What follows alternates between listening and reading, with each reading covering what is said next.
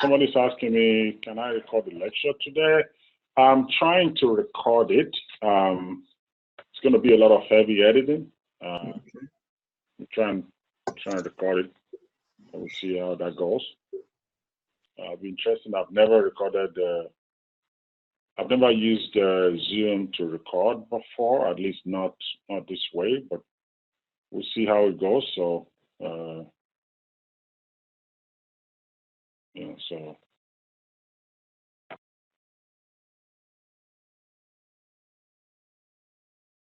give it a little bit more time and then we will get started.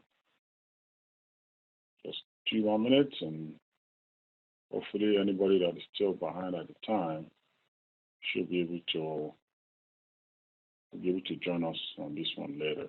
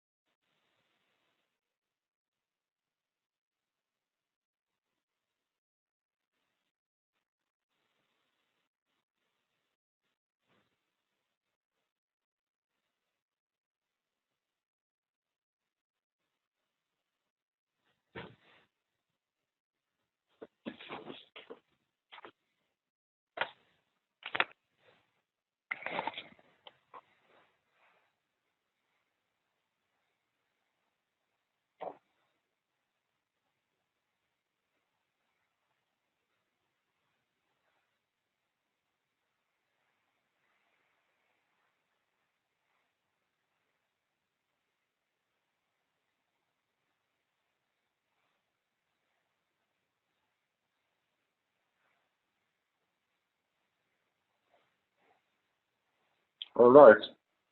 I'm going to get my environment, started now. I think we have quite enough of us online now. So we're going to get started. I'm going to take attendance a little bit sometimes later in the class. So, I know this is an online class, but I still need you to pay a little bit, a lot of attention. I mean, if you realize that you have to pay more attention for an online class than you have to pay for a face-to-face class.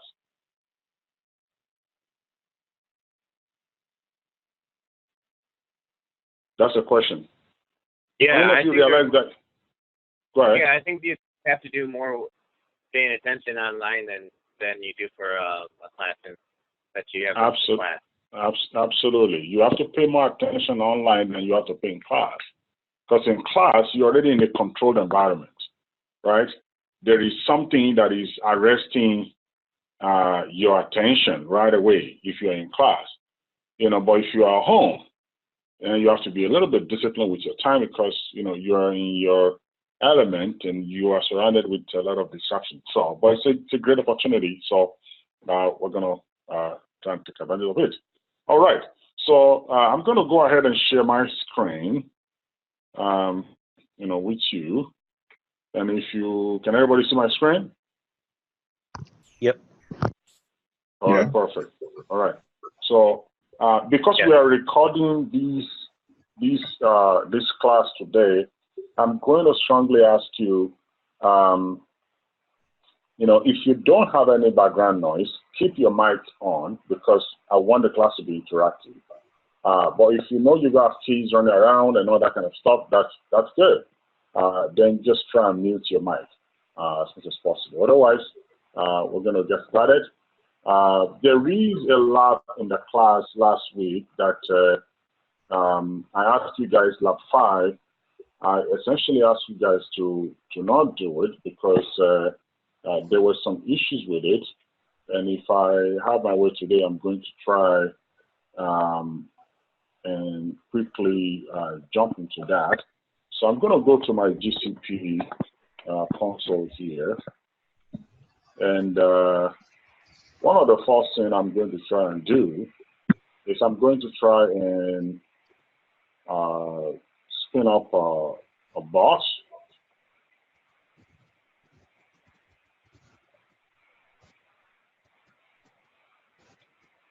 And let me go back to my other project here. I think I might have some projects where I already have VMs. Okay, I have a Windows VM here, so I'm going to go ahead and start this Windows VM. And the thing I want to do for you is I want to simulate an environment where you set up a DHCP server.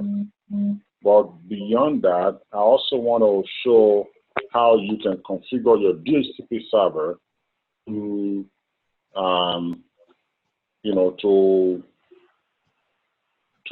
issue out, you know, what I'll call an IP address.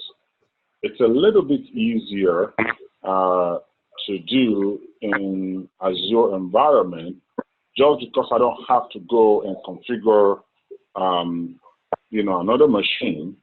But the challenge I'm going to have with that is many of you guys are going to be using GCP environment. So I want to use GCP environment to show you how to do, you know, how to set it up. So that's going to be the only reason I'm going to use GCP environment to do this. I'm going to use this environment now. I have my Windows here. You know, we started this lab environment last week. So if you have not set this up, I would definitely encourage you to spin up a Windows box and do that. So in the background, I'm just going to go ahead and quickly do two things. Now, this is going to force me a little bit to show you something that I've not shown you in this environment before. But I have to show you this for this particular purpose. So I have,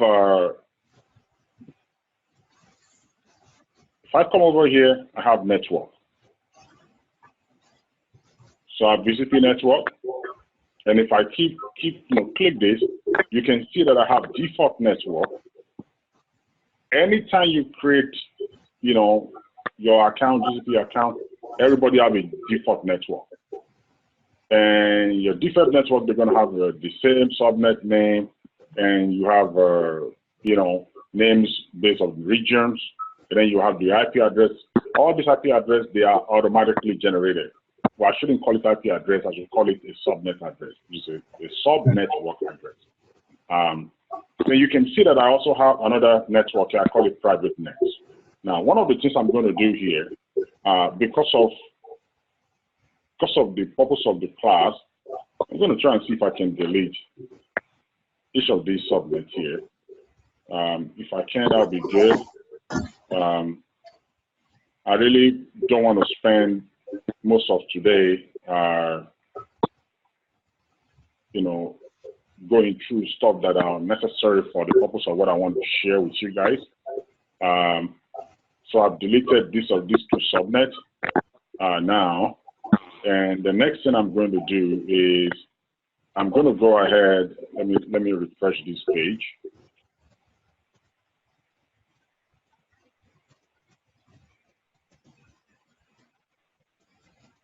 So then I'm going to just delete this network called private network. And I'll start from the beginning because I want you guys to see what I'm about to do. Now, what I'm about to do here now is I'm about to create another network. I'm going to call the network, call it Minneapolis, for example. I'm going to wait for this one to be a little done.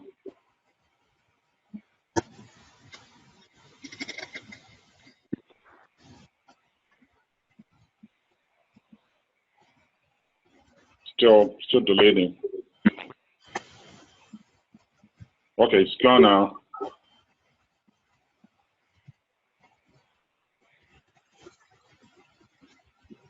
All right, so I'm going to go ahead now and go and create virtual network. Okay. So, a second here.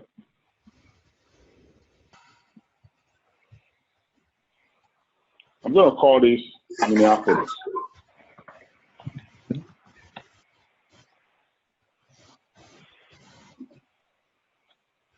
Minneapolis, that'll be fine. Okay. And see, I can use custom. If I use custom, then I've got to specify my own IP address all the way. If I use automatic, see now, it's going to, I want you to pay attention here. This is a part, and please mute your microphone if you have a background noise. So that I'm recording this for one fellow who have a legitimate reason of not being in the class today. And you know, the more quiet we have on the channel, the better it will be.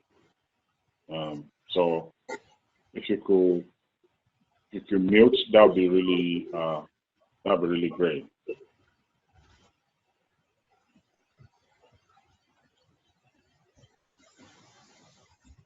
So let me see if I can make this.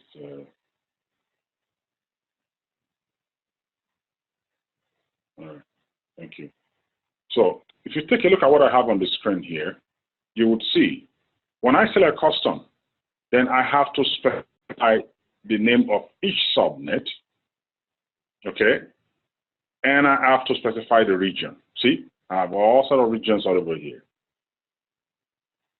If I create a customized subnet, then I have to do that for all of the regions. But if I select automatic, it will just select all the regions and automatically create a generic, network address for it. For this class, since the purpose of this class is not networking per se, I'm just going to select automatic so I can be done with this. Now, when I said that, look at the firewall rules. Don't forget here, this is very important. At the lower bottom here, you have the firewall rules. The purpose of the firewall rules is to determine what I want for my network. You understand? Now, if I do not check these boxes,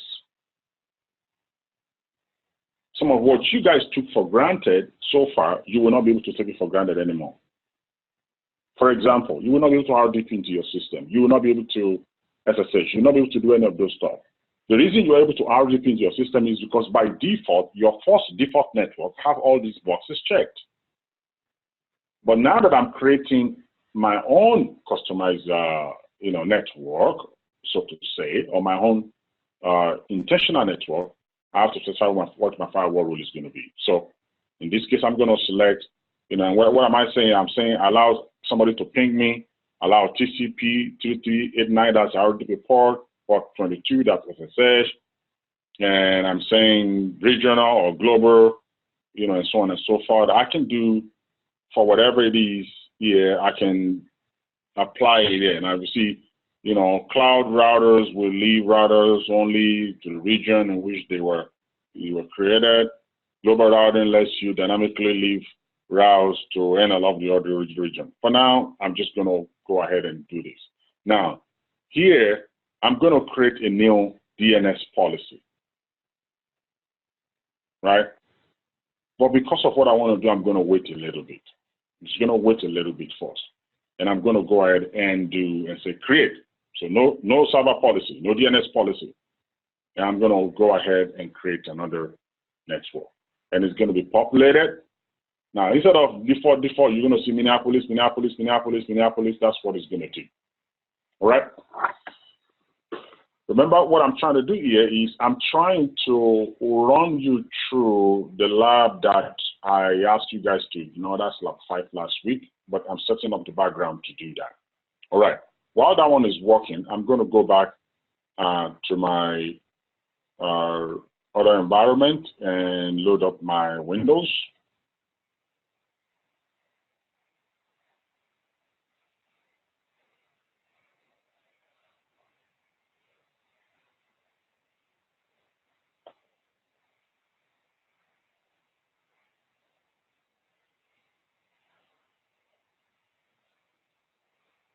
going to set my password here.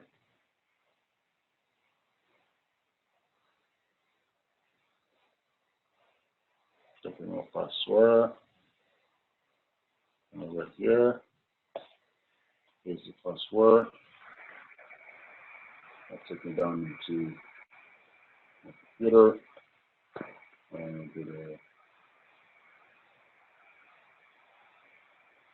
now, please don't wait for me to finish everything before you ask questions. If at any time during this exercise you have a question, please let me know right away. All right? I have dropped one file here. You go to your week 6 online here. There is a file that I call hacked host traces. I want each of you to go and grab that file. I'm going to go ahead and do the same thing to the other 1091 class as well. So in your week 6, there is a zip file. I'm putting the same thing over there into. Is this the lab that we're going to do instead of doing lab 5? No. I'm skipping lab 5 for you altogether. I'm going to do lab 5 for you. I'm going to let you see lab 5. Okay? So, but I'm showing you what it looks like in real life. We will still do that, but what I want you guys to do that when we meet face to face in the class. But I just want to kind of demo it for you guys so you can see. This one, on the other hand, this is a class exercise that I'm going to have us do this evening. But before I have you do it, I want to show you a couple of stuff. I want to step through, IP header, TCP header, and a couple of other topics that I just want us to kind of like touch base on it. And then I'll give you a little bit of time for you guys to do your own thing. And then we're going to regroup together again to review what our exercise is. All right, so, but if you go to your week 6, there is this file. I want you to download it. And after you've downloaded it, you will do what I'm doing now, which is essentially I'm going to copy it and I'm going to drop it into my lab environment. I'm going to drop it over here. If you remember last week, one of the things we did in the class is I installed a Windows Server 2012, and I pretty much set up my Wireshark in it. Everybody remember that? Mm-hmm. Okay, so if you it was a few weeks. Do not remember, if you do not remember, especially for those of you that are remote, that's not a problem because there's some of you guys that are not in the class last week. That's for the other class that do not meet. Don't worry, I'll show it to you. What I did last week was you go inside your 2012 system and you go to Wireshark download. Yeah. And then I downloaded Wireshark download. Now remember that I also told you last week, try at least to make sure you install Google Chrome into your system. Because that gives you option between Internet, Microsoft Edge, and Google Chrome. One more thing that I want to also show you, I think it's very important. Can I ask a question, sir? Yeah, go ahead. Can we, because when I did when I created my VM, I was trying to use the Internet Explorer to download the Wireshark, and the one I saw there was different from what you have right now. You probably are doing something wrong though. Let me show you something here. Can everybody see my screen? Yes, sir. Okay. So remember I told you guys, when you go into your system, you go to local. First of all, I'm going to bring this down. I want everybody to pay attention now. You bring up this on the lower left-hand corner. Call it Server Manager. You bring it up. You select your local server and make sure your Internet Explorer, i.e. Enhanced Security, is turned off. Make sure you turn it off on both sides. Okay. It will allow you to browse the internet a little more easily. If you do not do that, then it's going to be fairly tough.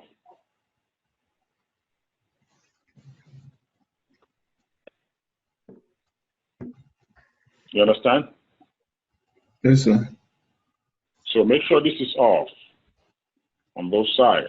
And then after that, you go to your Internet Explorer here, you bring it up, you go to Google, and I ask you to download Google Chrome. So it's gonna say yes, download Google Chrome. And also here, go to Wireshark download. You will have this page and just download this.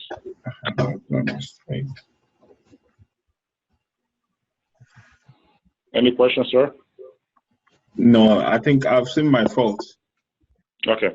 Yeah. So the next thing, once you download your Wireshark, the next thing that I did also in the class last week, and I'm going over this again for the sake of you that are not in class last week because you are, it was your week off. I also say WinDump.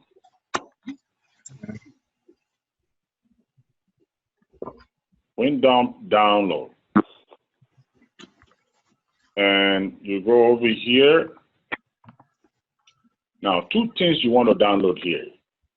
If you download only one of them, it will not work. The first thing you want to download is download WinPickup, this file here. You download WinPickup, installer for Windows. I'm trying to, so you go to save as. You download it. I already downloaded it in my case. So you download that, and then you go back here, and then you download, WinDump as well. And you download them over here. So these two files, I want to have them downloaded. So after you've done that, one thing that I also did, again, this is for my own convenience, and I would strongly recommend that for you as well. I created a folder on my drive C, and I call it analysis. And I practically dropped the WinDump there. This WinPickup, you want to double click it and install it. It's an installer file, whereas the WinDump is a utility file. But in order for you to run it, you need to have, these already installed. So just to kind of recap on what you need to do, you have to do list.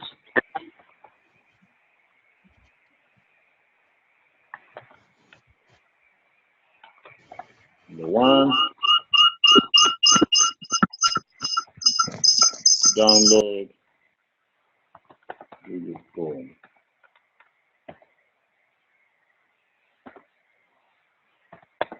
Number two, download WinDump. Number three, I'm going to download WinPickup.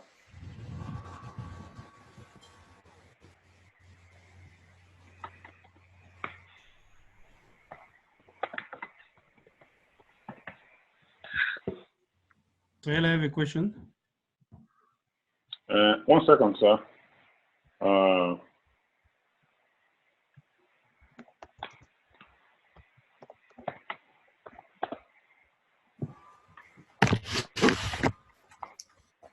Turn off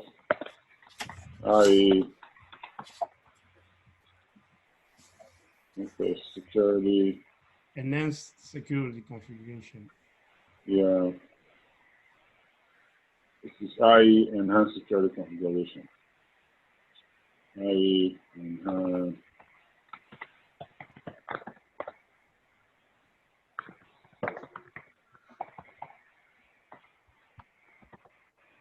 Now I'm writing this thing out so that at least everybody would no one will have will forget what they needed to do, because this may be going. And if you want to put this in back up online, just let me know. I hope to probably upload the video once the class is over or cleaned up, maybe tomorrow, but that's what you got to do in this environment. So that's what you have to do. And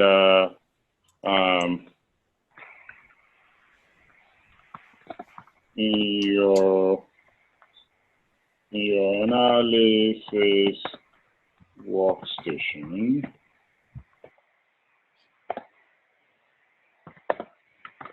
create a folder for analysis. You understand? Can I ask my question? Yeah, sure, absolutely. Go for it. Yeah, this Windows Server environment. So I missed the step where we can find it. Do we have that on lab or we need to down? I don't know. I don't understand that. What Windows Server? Because all these downloads need to be done from a Windows Server, right? So you set up your own. You set up your own server environment on your GCP, just a Windows Server, just install it. Okay. Yes.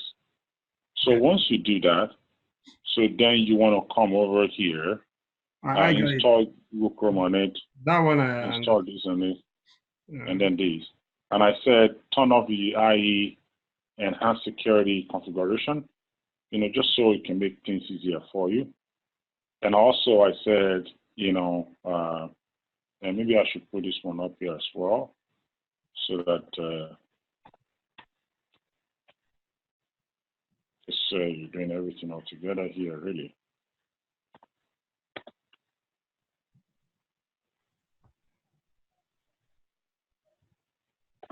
So create a folder called analysis. So,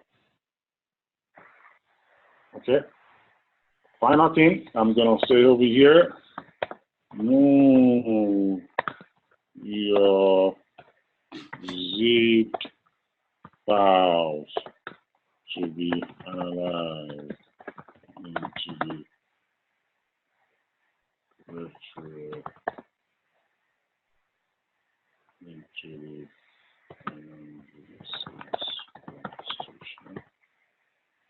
So come over here. So I'm going to come over here and actually I'm going to go down here, take the file that I asked you to copy for yourself, which is called a hacked host. You have this file in your module 6 and just drop it in here. I'll do the same thing because I want to analyze it. That's my hacked host. The reason we're doing all this is because I don't want you to analyze any file on your own machine. Does that make any sense? So I want it to be done in a more secure environment. So I'm going to extract my file here now, and I have all these files in there. Everybody in this class should have this. The reason I'm giving you this ahead of time now is so that you can, when I'm working, you can do the same thing. Or when you watch the video later, you will be able to go back and analyze the same file. So for the sake of those who are not in class last week, I'm going to repeat some of the earlier part of what we did last week. This file that I'm giving you is an example of what you call a trace file. A trace file essentially is a network, traffic packet that we record. We copied it down somewhere. So let's go ahead and take a look at what we've got here. I'm going to close this one up, and I'm going to do this using my Wireshark. So type Wireshark here, and I'll bring my Wireshark up. And the thing that I have here is that I will, one second here, it's coming up. Let me read the information online here. Okay, all right. So you can see, I started up my Wireshark. And I use some of the questions you have for your practice exam as an example for you. I said there are certain terms that you need to be familiar with. Let's go down to the quiz, the practice question for your class, the first assessment practice. I was giving you an example on how you use this. Remember I told you this is a study guide. It's a study guide that you're going to use to study. This has dual purpose. Actually, one primary purpose. The primary purpose for this is so you can pass your certification exam. And you need to kind of get used to the fun thing about the Wireshark certification exam is a very straightforward question. Security Plus is much more treacherous because you have to now understand all the questions.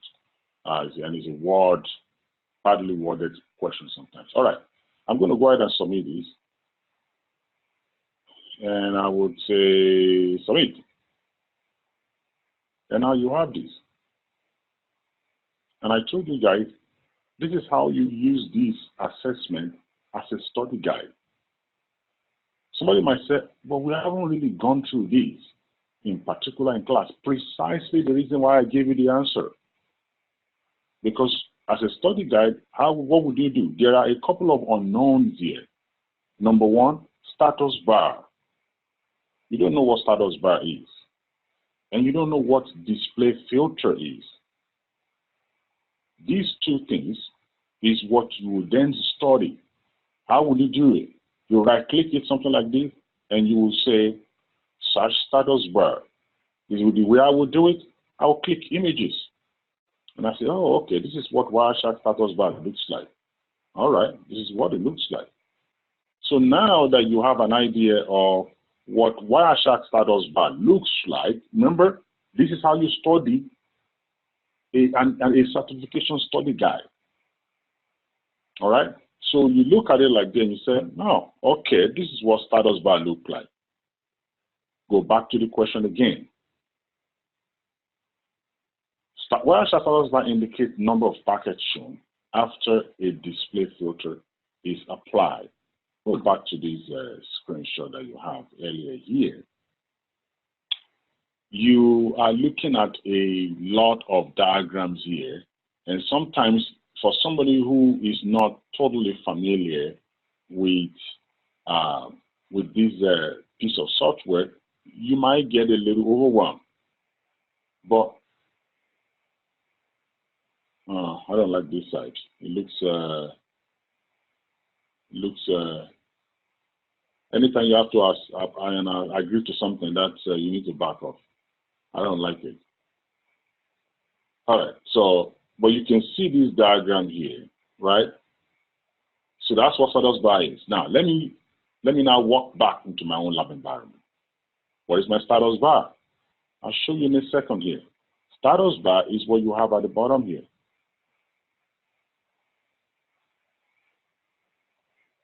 And you can see in this diagram, it's saying no packet, ready to capture or load, default profile, and so on and so forth.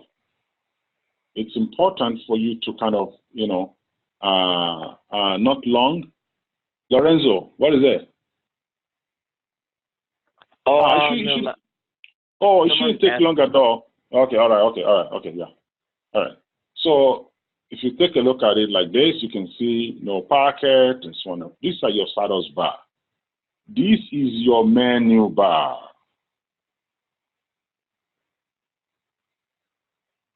This you see over here is what you call your display filter. You can see they even wrote it on it. This column here, this blank row rather, is your display filter. So like we can type, is that type HTTP or not? Say that again. Oh, can we type like HTTP there?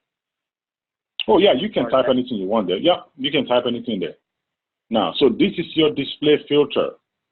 And here is your capture filter. You see this button that I'm mousing over here?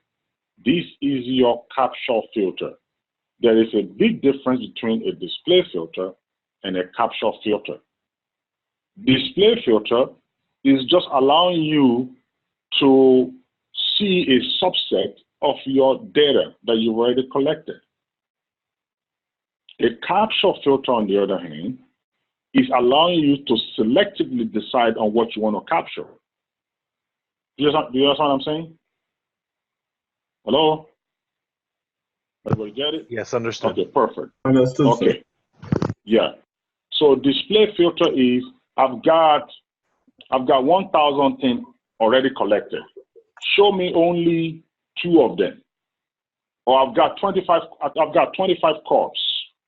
Show me only the green corps. That's a display filter. But capture filter is everything you already captured. So we're going to see how we're going to use this a little bit later on in the class here, and probably just shortly after now. And look at this question. The question is actually asking you, practice question is saying, your Wireshark status indicate the number of packets shown after a display filter is applied. Yes, that's true. You already know the answer, then go ahead and use this. So for example, I'm going to start my filter here. Before I start, I will use my capture filter option. I select it, it brings up this page. And it's saying, what do you want to capture? Well, I'm saying, oh, well, I only want to use one, I only want to capture on this interface card. See, you can see the activity, graph here showing you, this is my active, interface. You see that? See, the rest of the stuff, they're just flat. If you capture anything on these other interface here, you're not going to see anything because there's nothing on. There's no activity down there. So what you're going to have to capture on is going to be different. Especially if you're on your laptop, you're probably going to be capturing on your wireless card because that's where you have activity. So now that I've selected this interface card, then I'm going to have to say start capturing. And then I can go on the internet, for example. I can go on century.edu. I can go on Yahoo. I can go on NFL. I can go on NBA. I can go on news.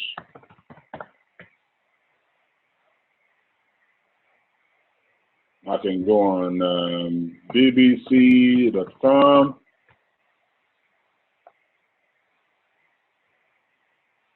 I can go on, where do we go again? Minneapolis.edu. I think that's enough. All right, so now I'm going to go ahead and stop. See? Now, let's go to the bottom again. Look at your display filter here. See? Your display filter tells you what I've done. Your display filter tells you I've captured 30,171 packets. I don't know if I can make this thing, bigger, but I don't know. Yeah.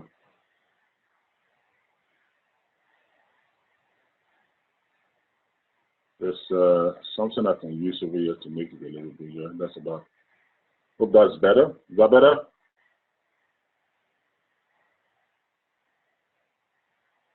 Yeah, that's good. Okay. So if you look at the bottom, you can see that's my display filter tells you. Tells you, I'm displaying 100% of the packet. Now, if I enter any packets here, if I want to kind of now, because I'm displaying everything, because I have no filter here, isn't it? But if I want to filter now, I can come back here and say HTTP, like somebody said earlier on, and say press enter. Now I'll go back and look at my display filter. Now, how many percentage, if I give you an exam in your midterm, I give you a given trace file, and I say, how many percentage of my traffic, of my trace file is a web traffic? What would be your answer? That should be like a piece of cake for you.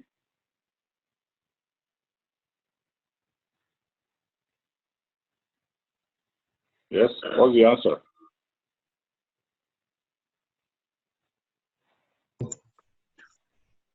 I think I will probably go to the display. 1%. Yeah, it's on the screen now, so Yeah. I wanted to tell me. It's 0.1%. 0.1%. Yeah. 0.1% of my total traffic is a web traffic. And how many of those traffic was dropped? 6.8%. 6.8 of that 0.1. Yeah. You understand what I'm saying? 6.8 of that 0.1 was dropped.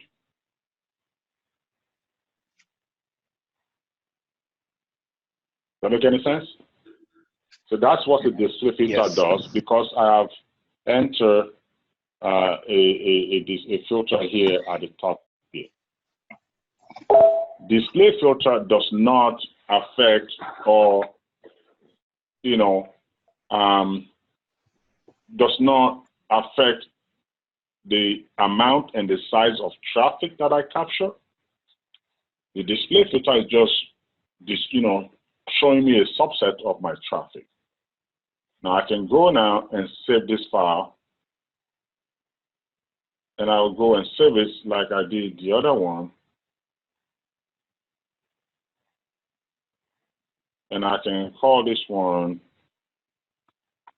Wednesday.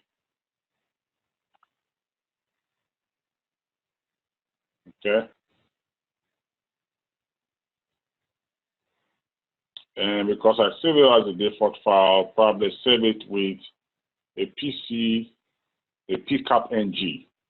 A pcap-ng has a lot more additional metadata with your packet, maybe like geo data, if there's any one of them, all those ones there, geo information, a couple of other stuff, Whereas if I save my file as a pcap, which is what you have for most of the older formats, it doesn't have certain metadata. So you can see a network traffic with a pcap-ng or just pcap extension. It's still the same thing. The only difference is one has more,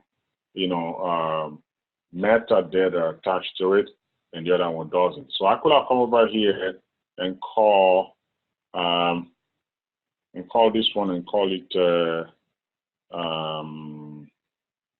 Wednesday brief, and I can go ahead and save it as a pcap here, and that's it. When you take a look at the two files, they're not going to look terribly different. See, this is Wednesday, this is Wednesday brief. They look like exactly the same thing, but one is pcap-ng, one is pcap. The one with pcap-ng has more metadata captured in it, while the other one doesn't have at all. Any questions so far? None, sir. Okay, so the next thing that I want to also show you here is part of what we talked about last time. On this display filter here, there are a lot of other stuff that you could have done. Besides the fact that I don't want to do this, right? I could have actually compiled filters here. I could do a whole lot of other stuff that I can do here if that's what I think that really interests me. There's a couple of stuff that I can do. I can go to options. I can specify what I want. I can say don't resolve MAC address. It will make things faster for me, right? Well, if I uncheck this box, it's not going to try to map the MAC address to their corresponding host name. It's just going to record MAC address. It's going to make things very fast and efficient for me, and so on and so forth. So again, I have quite a couple of options here that I can, leverage, and I can also come over to this side. There are times when you can even, 1 second here, you can do something like this. I can say, you know what?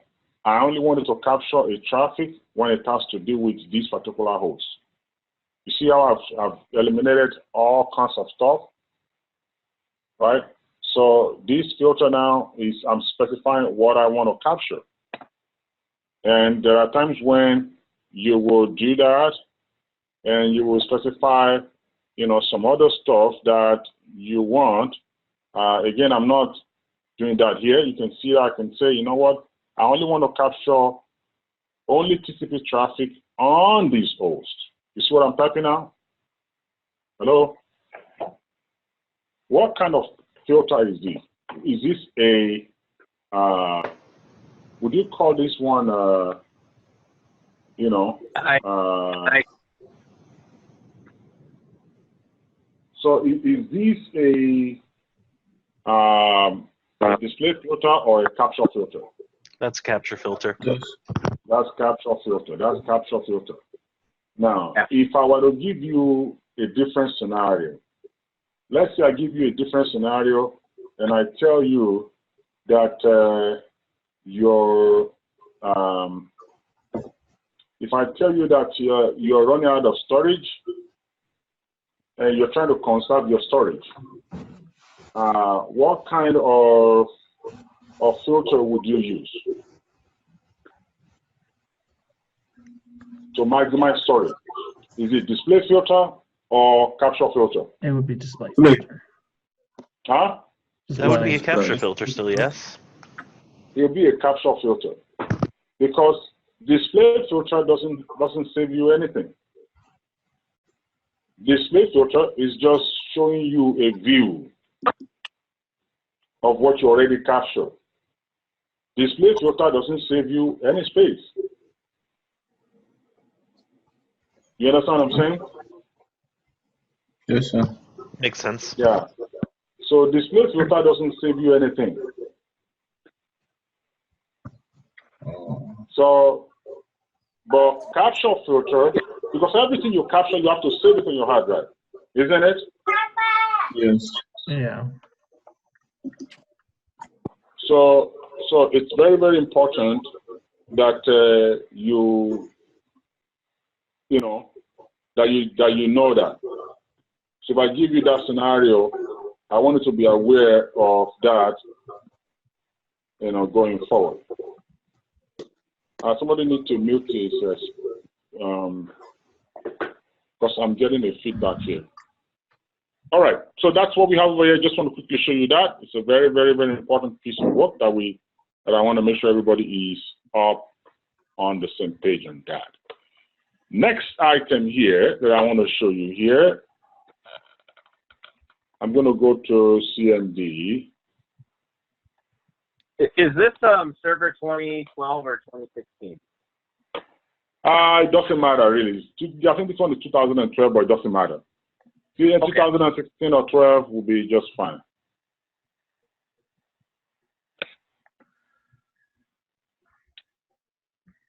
So I'm going to increase this one a little bit.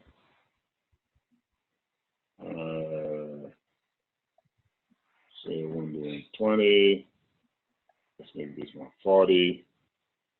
Increase my font a little bit so you can see what I'm doing. I also use my PowerShell as well. Now, what I want to show you here, I wanted to pay a little bit of attention to this. If you remember that I've created a folder here, I call it analysis.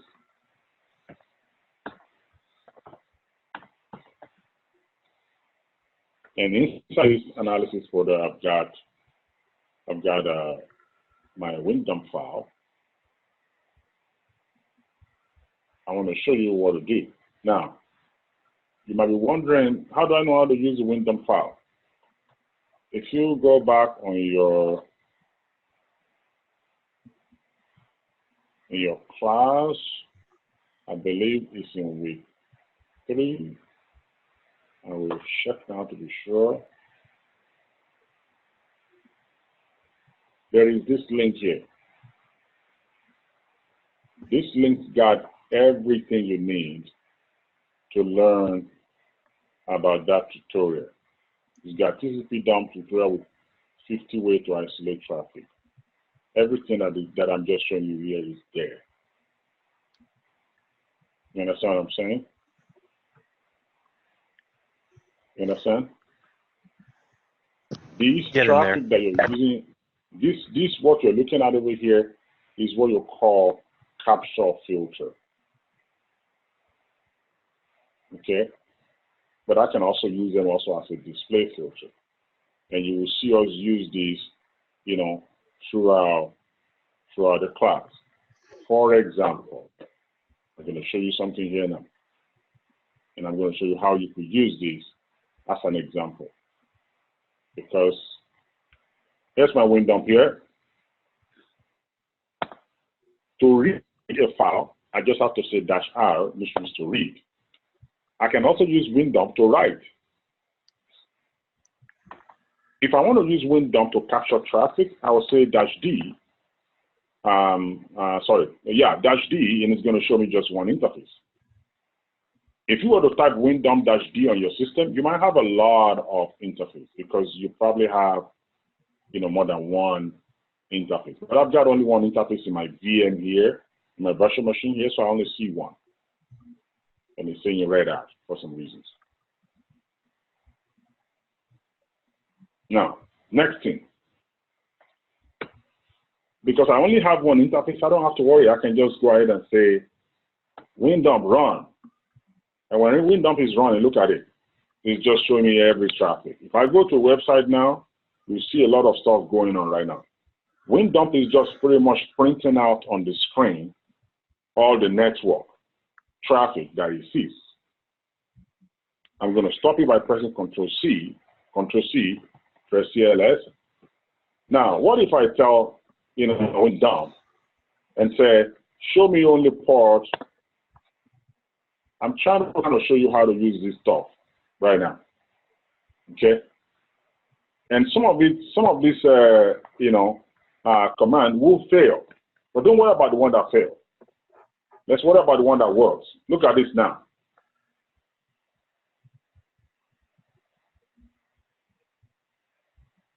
What would you call this? Display filter or capture filter? This is a capture filter. It's a capture filter. Wow, you move right to the top of the class. See that? It's a capture filter. I'm choosing not to save it, but it is a capture filter.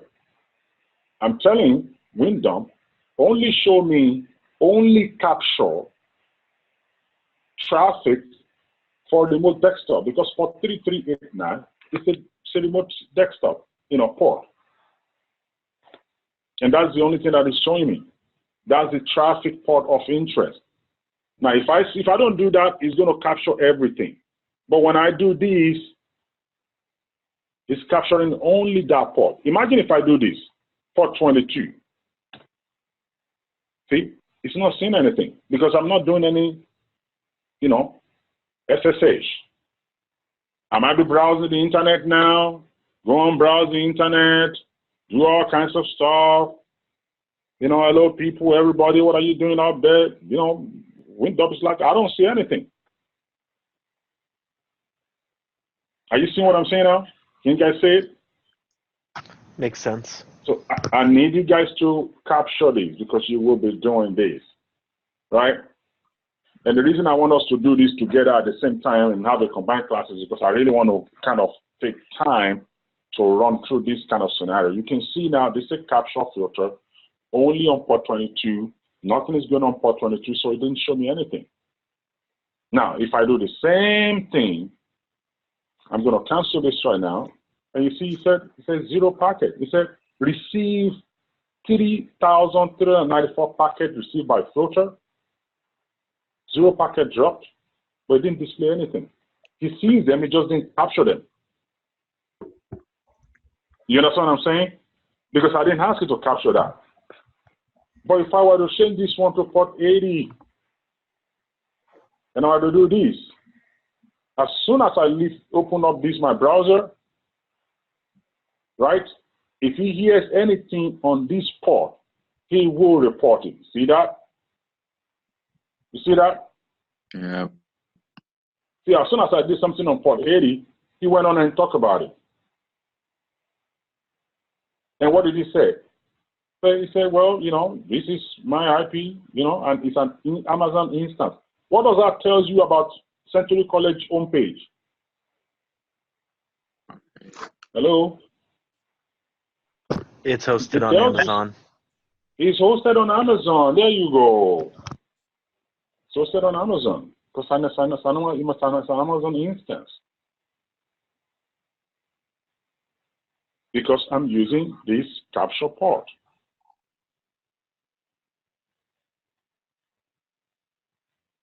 All right? So I can cancel it. Do the same thing.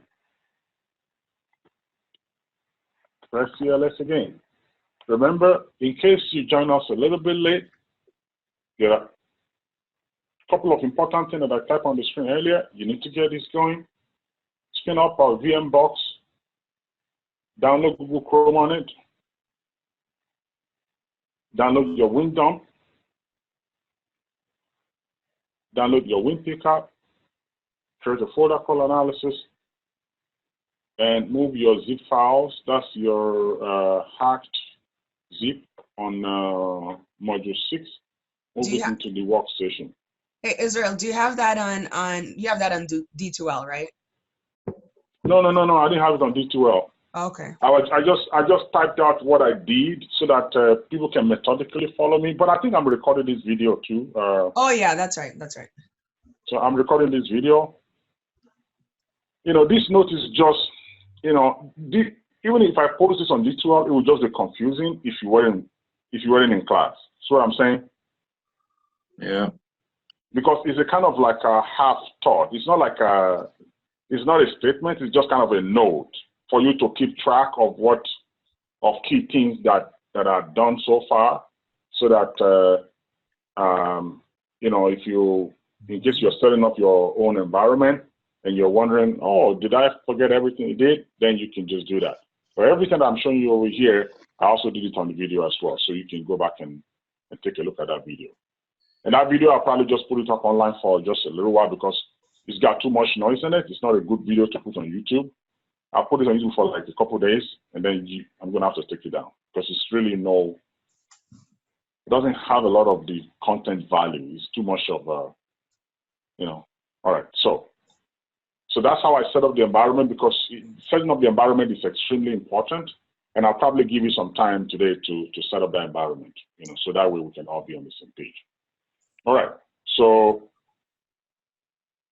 that's how I got to be in this environment. Now let me go ahead and do a little more analysis. And then I will give you some time to go and set up your own lab environment. And then I will have you do, you know, some of these exercises. So I want you guys to do some stuff there and have a little fun with it. Now, the next thing I'm going to do here, and don't forget, make use of these things here. Okay? You know what I'm saying? These are filters you're going to use later on for your stuff. So if I come back over here and I say WinDump, I want to see it's going to just show me IP packet. But what if I told WinDump and say, hey, wait a minute, WinDump? If I said -R, actually, let me go back just to see if I do this and I just do this. It's going to be capturing it and printing it out on the screen. It's not saving anything. But if I come back here and I say this, and I say -W, and I call it funny. .pk. I have a syntax error. Why do you think I have a syntax error here?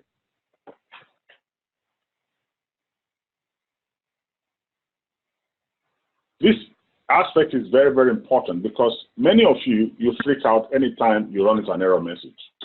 I think that it's a that you need the full path of the file. Actually, no. So you can actually do this. Okay. If I were to do this, it will save it in your default directory, right? It's doing it now. It's saving it now, right? But I've lost my filter.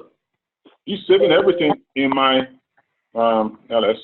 So you can see my funny pickup here now, right?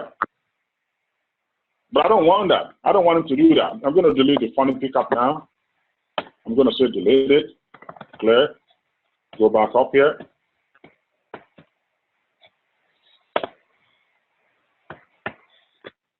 If I were to do this, see now he's doing it. I'm showing you this because I wanted to understand that syntax error is not something that should freak you out. You know, syntax error is just saying, hey, you know what? You know, can you speak my language, right? For example, is Claudia online? I don't know who is online because everybody's kind of everybody's covering their face with a mask today. Only very few people. Cowards. Is online. All right, fine. And you know, here is all right. So here is look at Alan go, man. Alan, this is not right though. You know, if That- you're gonna that be is eating like just- this, no, you gotta invite all the rest of us. Right? Seriously. Alan, if you're gonna be eating, you gotta invite the rest of us, right? This is just not. Yeah, I don't think even Alan is even seeing us. Alan Can is he just can like, he even you hear know, us? Oh, look at that. I don't think he hears us. Yeah, Alan is just saying, you guys, forget it, man. I'm in a zone. All right, I can blame Alex though. All right, okay, let's stop giving Alan some grief. All right, so look at this one over here. Here is the key thing here though. If I were to say, Claudia, here come, you would say, Israel, what? And if I were to repeat myself and say, Claudia, here come, you say, Israel, I don't understand what you're saying. Can you say, if I say, Claudia, come here, you're like, oh, that's what you meant.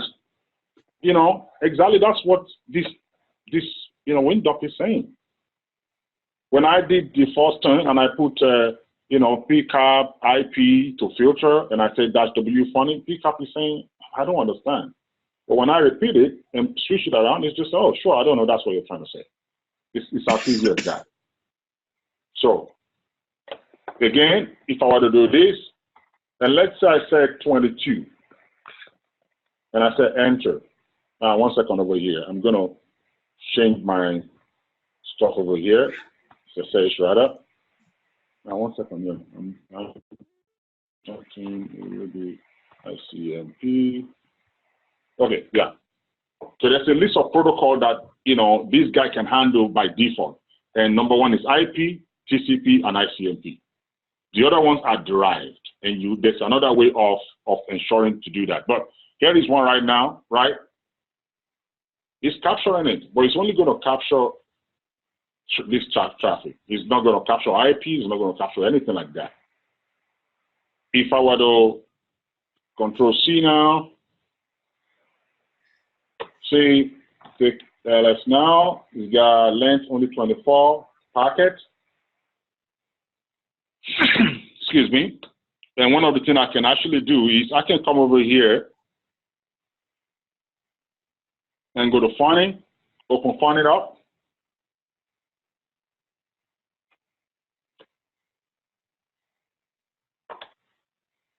And you can see absolutely no packet there. Because none of them is ICMP. You understand what I'm saying? If I do the same thing, and I'm going to delete this file up now, you can even look at the size, it's 1 kilobyte. So there's nothing there. Delete this file now, and I'm going to remove it now, try it again. And that should do it. If I come back here, and I said TCP. And you can continue to watch, you know, the size of the file by just refreshing the page. If it's not growing, that means there's no traffic. You can see it's still 1 kilobyte. It's 89 now. It's growing. You see that? Yeah. And if I stop it at this point, I'll probably get something in it to look at.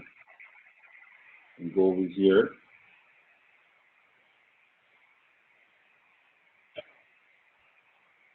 And I'm going to make it a little bigger now so you can see.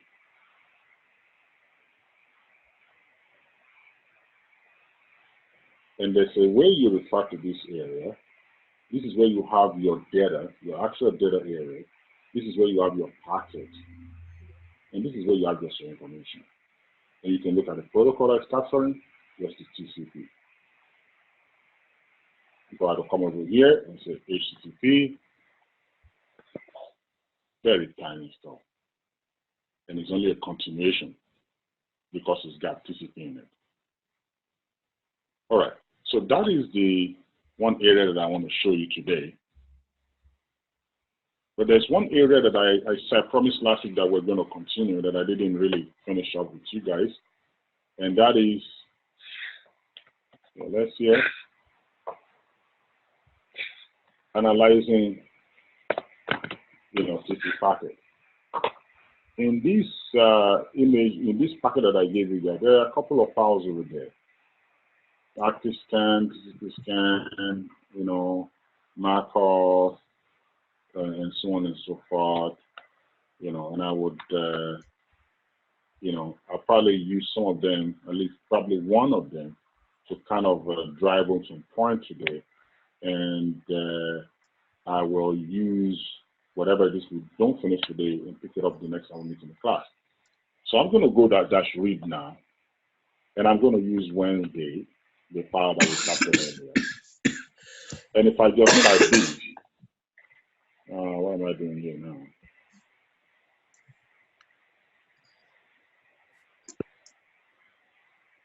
That's okay.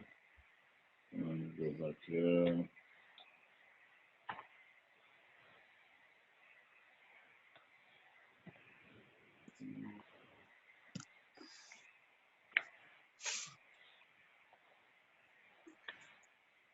Okay.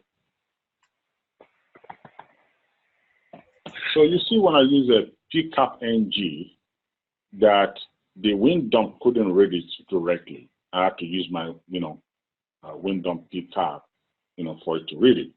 We'll analyze a little bit later. Look at this file now. When I save it, I can read through it. Saving it up, you know, it takes a little bit, takes a little break, and then it goes, and so on and so forth. Now, this is just reading through the entire traffic. One of the things we did in the class last week is I told you guys there are several other switches that you can also use with WinDump, and it's here. Everything I'm typing up here is here. I'll show you this now. See all the switches here? You can come back and look at them over here so you can understand what it stands for. So if I come back here and I do pcap over here and I do -NN, VV, actually I'm just going to say NN now, you see that this is going to go on very, very, very quick. Press enter, see how quick it's going. And it's not even stopping at all. Why is that? Well, because NN means do not resolve host name to IP address. If I can find it here. If it's not here, that's what it means. I'm just letting you know that. I'm surprised they didn't have it here. But what N means is do not resolve host name to their corresponding IP address.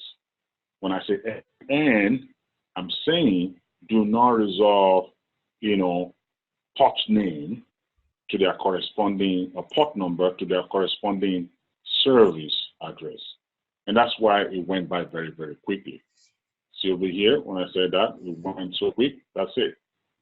But for now, Before I put -NN, it's a little slower. See how it stops? See how it stops here? And then it will continue again because it's working, it's thinking. Why is it? Because look at it. It's trying to resolve, instead of just telling me the IP address, it's trying to map the IP address to the host name. You see what I'm saying?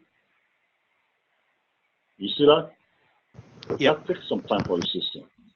Yeah. You know, so that's essentially what he's doing. You can look at this one also as well. It's doing the same thing. So but when I say NN, I'm saying do not do that. And then it will go very, very fast. Because now it's not trying to resolve any of those. Just go by fast. What is this traffic here? This is my what? It's my RDP traffic, right? 3389, right? Because I'm remote desktoping into this machine. You understand what I'm saying? And it sees that port that's open. And that is just correct. One thing you can do here, if you type next start -NAO, you can see all your ports, all your external ports. See this? This is my machine here, connecting to another machine on port 3389. What is port 3389, everybody? 3389 is RDP. That's RDP. And that's correct because I'm RDPing into this box. See that? You understand that? I'm remote desktop into this box. So that's why. That's why you see this port open here. And they say my IP address is 63.64.74.251. Well, that's very easy. If I come over here and I check my external IP address, IP shipping, for example, check your IP address, 63.64.74.251. See that? That's why it's showing my IP address over here. Yeah, this one over here, 24.251. So, if I were to come back here,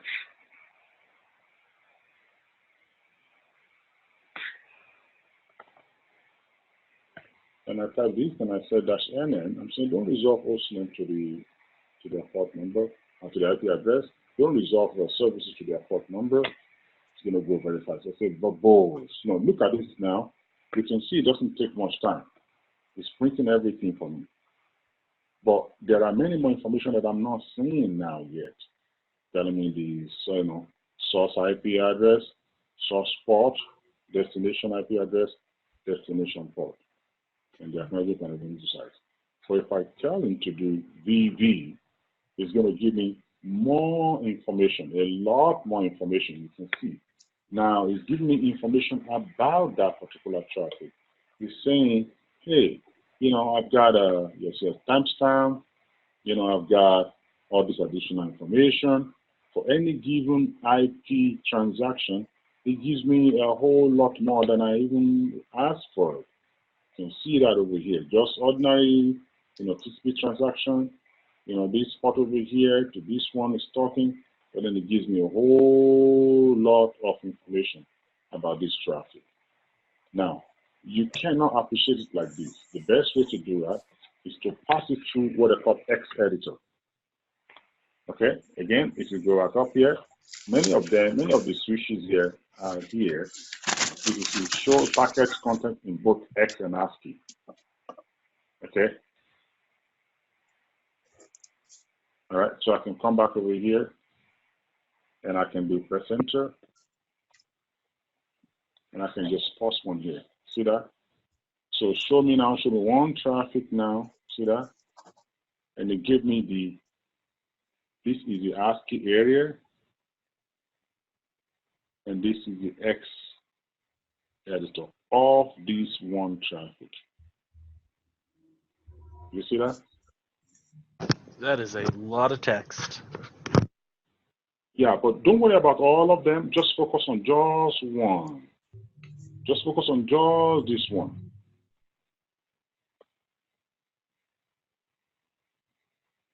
You understand? Forget about the rest of them because the next one is just a different version of what you're looking at. Right. Okay. Oh, really? So what's below it is a different version of what you just highlighted? Yeah, because this is just one packet. Right. Here's another packet. So there are thousands of packets here, right? But if you want to understand the packet structure, you just take one. You don't look at everything and understand it. And you will know that the rest is just a different iteration of the previous one that you've seen. Right, right. You understand? You don't get overwhelmed with all this one. And we're going to take our own packet header. If you remember, in deal with 3 over here, we have IP header. Remember that? Yeah. Remember that? We have this IP header. So now let's go and analyze that. Let's go and analyze one of them. IP header.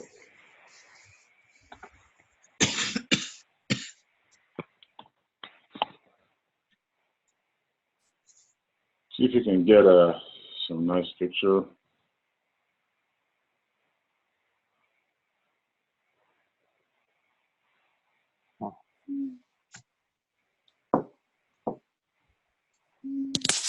I'm in. Sorry about that. Because I'm disconnected.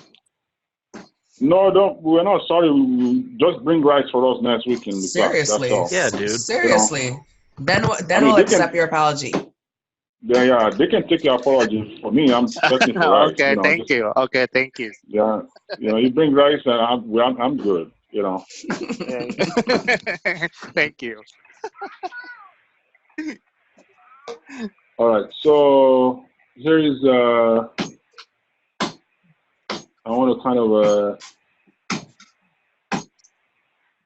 I'm looking for a nice picture similar to the one I had on D2L to see if I can use that, and then I will break it down for you throughout the class. Sometimes you'll find some really good pictures, but sometimes you find good ones. The IP header.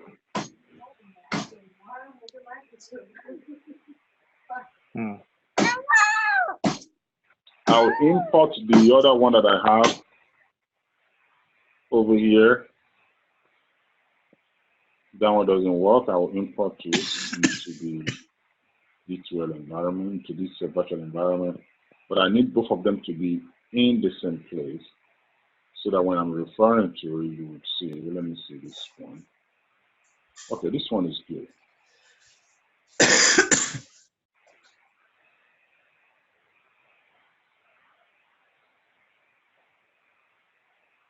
All right. All right, so I'm going to use this to do the breakdown for you. Okay. So pay attention here. So what we're trying to do here is we're trying to analyze this IP header. And I'm going to focus on just this one so we can avoid all the other distractions. Here is your timestamp. You understand? 23, 39, 48, and blah, blah, blah, blah. It's just a timestamp. You can ignore that. Here is telling you it's an IP internet protocol. Now you have to decide what kind of protocol it is, or break down the header of that protocol. Now let's take a look at it. The first thing here in this diagram up here is what? What is this? Whether it's IPv4 or IPv6. Yeah, so it said the first 4 bits, see, from 0 to 7, that's your first byte. That's why we call it byte offset 0. Is your first byte, and half of that byte is 4 bits. Now, I want to quickly explain something to you. In hexadecimal, how many characters makes a byte? 2. 2 characters. In decimal, how many characters makes a byte? 1. 8. Oh, 1. Yeah, whoops. One character makes a byte in decimal. 2 characters makes a byte in hexadecimal. 8 bits makes a byte overall. You got it? Yes. So when you look at this 4-bit here, it's telling you it's half a byte. And this is hexadecimal we're looking at. So this 1 character is half a byte because 2 characters makes a byte in hexadecimal. You understand? Now, if you don't understand, please don't be shy at all. Let me know and I will go over it.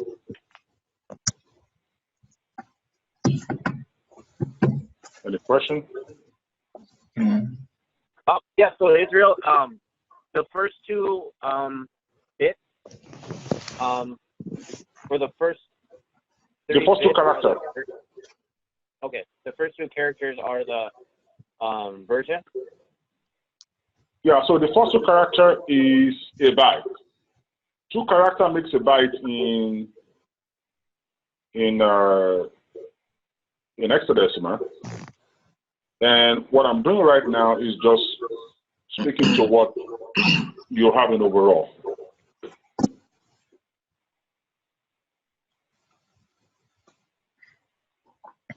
Okay. So here is what we have for here. This is 1 byte.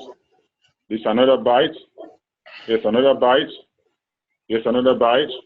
Here's another byte. So byte offset 0 here in the diagram is 45. Byte offset 1 in the diagram is 0, 0. You see that? Byte offset 2 in the diagram is another 0, 0 here. Byte offset 3 is 7D. You understand? Oh, okay. Yes. So now let's analyze this table now. So you will use this table to analyze. Can you please mute your microphone? All right. So you will use these. This diagram to analyze what this information. Otherwise, the information wouldn't make any sense to you. So we start off here. Okay. The first byte offset here is 1 byte, which is 45. Looking at the data, half of 45 here is just this one. That's 4. That tells you that this is IP version 4. Are you looking at it? Because the first 4 bits, which is half of a byte, will tell you what the version you have. This is 4. And you know this is 4. Now the IP header length. This number here is a multiplier. Remember that. It's always a multiplier. Whatever number you have over here, you use to multiply the version number. That will give you the length of the header. So this one is 5 years. So I'm going to say 5 times 4. That means your header length is what? 25. That is the additional IP metadata that was attached to your actual data in order for it to make it to the destination you're sending it to. You understand? Got it. Can you repeat that again? Huh? Can you repeat that again? You said that 5 is a multiplier and that you multiplied that second one by the version? By the version number. Right. Mm-hmm. So version is 4. So you say 5 times 4. Now, if this were to be IP version 6 now, it would have been 5 times 6. Exactly. You understand? Yes. So we know the IP header length is 20. We know this is version 4. Then let's go to the next one, which is byte offset 1 here, which is this one is 0, 0. That means it's a normal traffic in type of service. Now, I'm going to show you something that doing this in an exam should make this a piece of cake for you. Because really, what you're looking at over here, you already have the answers to, right? You have the answers to it. So take a look at this. This is TOS. So we know this is 0, 0. It's telling you TOS is 0. So what is 0x0? What does it mean? What does 0x0 mean?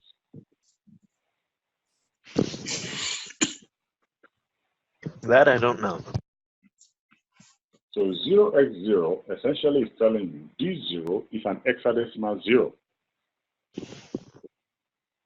The X here, 0x, is just telling you this is an hexadecimal 0. It's not just a regular 0. All right? Because, look at this. I can have a calculator.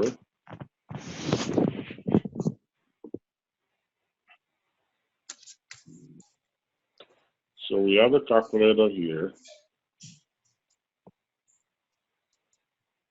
Are you following me now?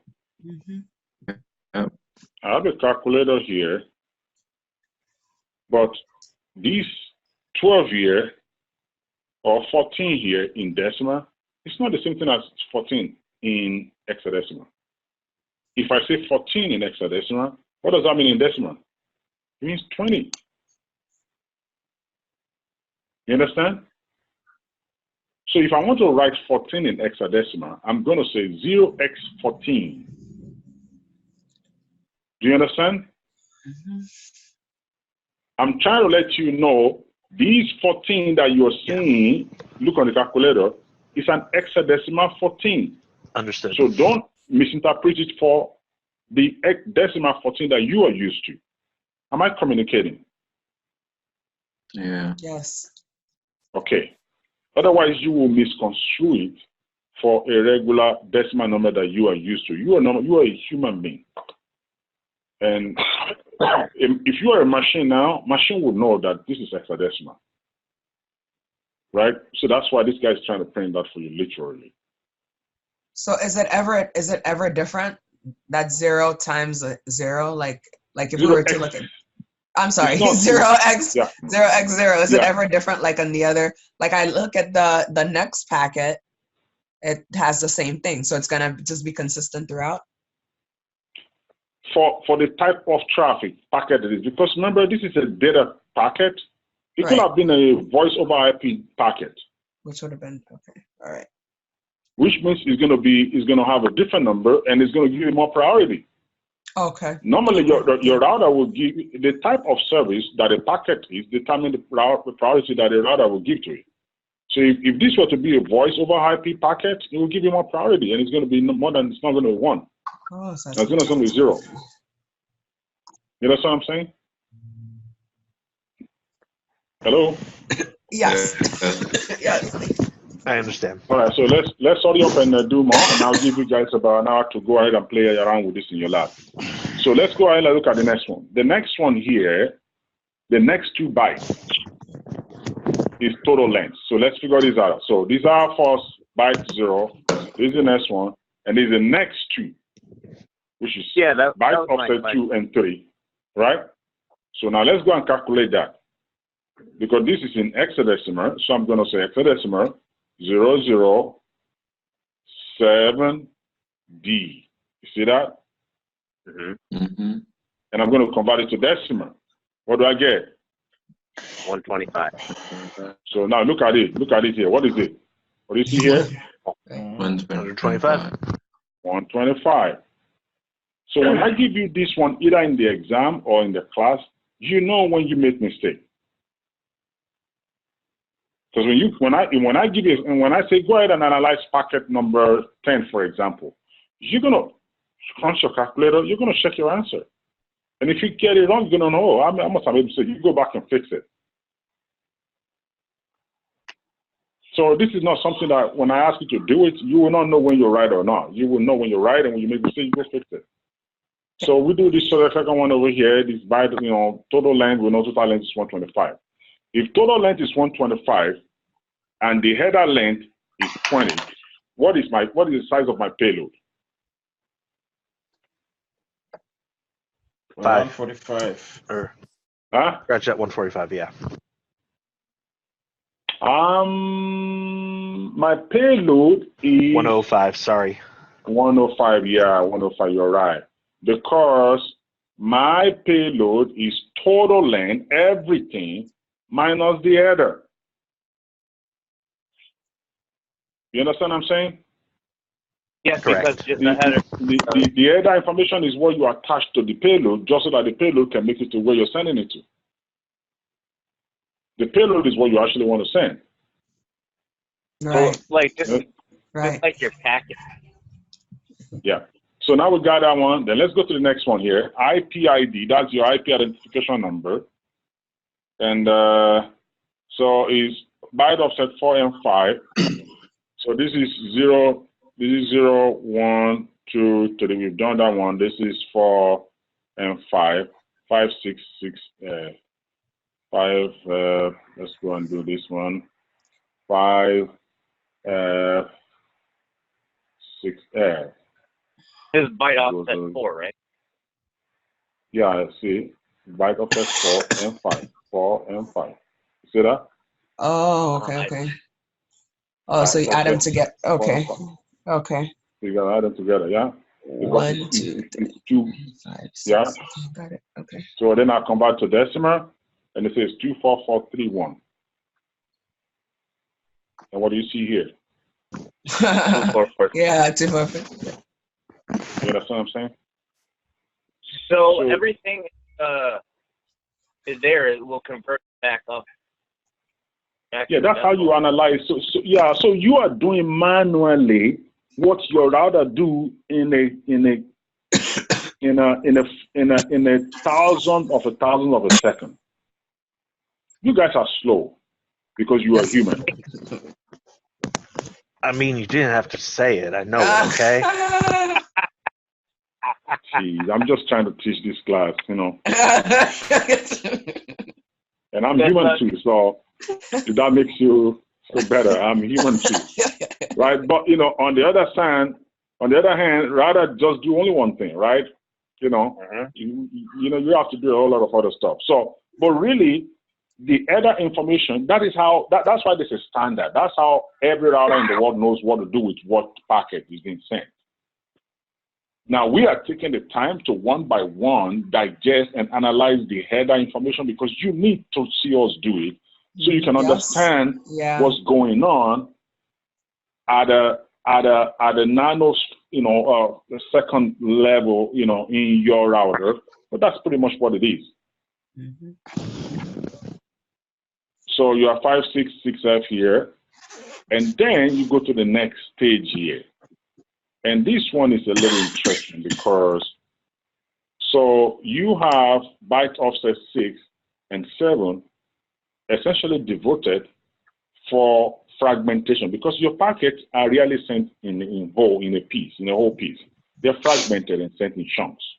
And they are not sent in order, they're sent in random order based on, speed, which one is going to be more efficient. So now, in order for you to analyze this, and this is where you have to pay extra attention so you can get this right. To analyze this is very, very simple, but it's also very twisted a little bit. Because the first bit is reserved. That's why you have hard there. We don't use it. The second one is set for don't fragment. If you send a packet and you don't want your packet to be fragmented for whatever reason, this bit will be set to 1, and then you will not fragment it. This MF means more fragment is coming. That is, if you fragment a packet and you're sending the packet in small chunks, then you will set the packet to be MF because essentially you're trying to say there's more packets coming. Does that make any sense?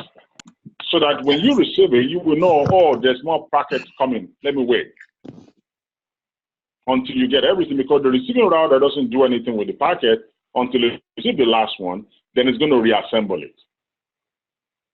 And the fragment offset here is what allows the receiving router to be able to piece them up together because you're getting them in a random order and they are numbered. So you're going to have a packet that is going to say 1 to 40.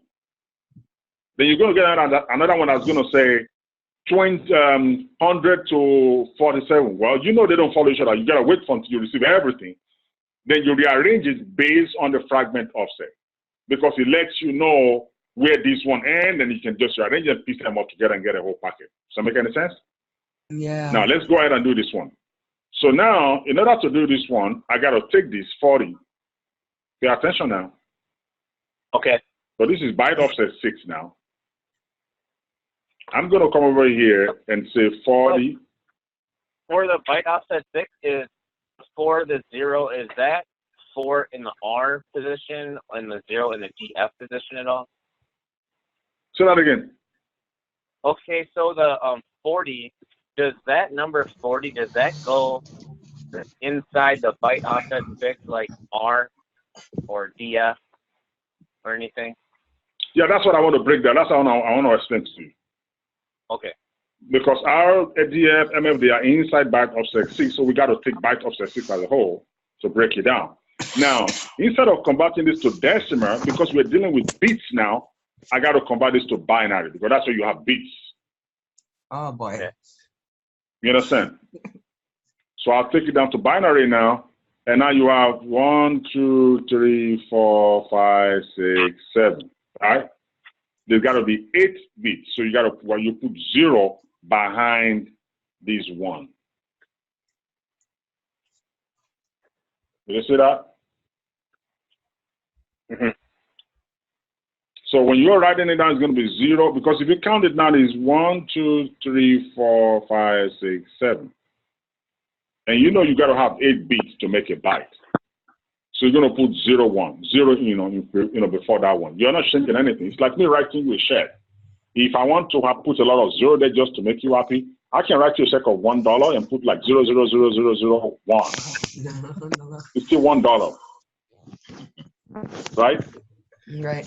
The bank is not going to give you any more money just because I wrote a bunch of 0 before it. It's still $1, right? Okay, but that's really what we're doing over here. So we're going to then say. There's 5 zeros left then? Huh? So is there 5 zeros left then? So I'm not sure I understand what you're saying, but let me show you. Let me back on the screen for you guys so you can see what I'm doing here. So I copy this one over here. Let me see if I can make this font a lot bigger. Can you see that? Yeah. So I put 0 in front over here. So now you have 8. 8. Yeah. 1, 2, 3, 4, 5, 6, 7, 8. Right? And then now you can analyze it with this now. Because then you know the first byte, the first bit of this byte offset 6 is reserved. So it's 0. That's okay. That's normal. Right. You understand? Then the next bit is 1, which means it's saying don't fragment this packet. That's why. You understand? And once df is equals to 1, the rest will be 0. Isn't it? Because if I said don't fragment, then there's not going to be more fragments coming.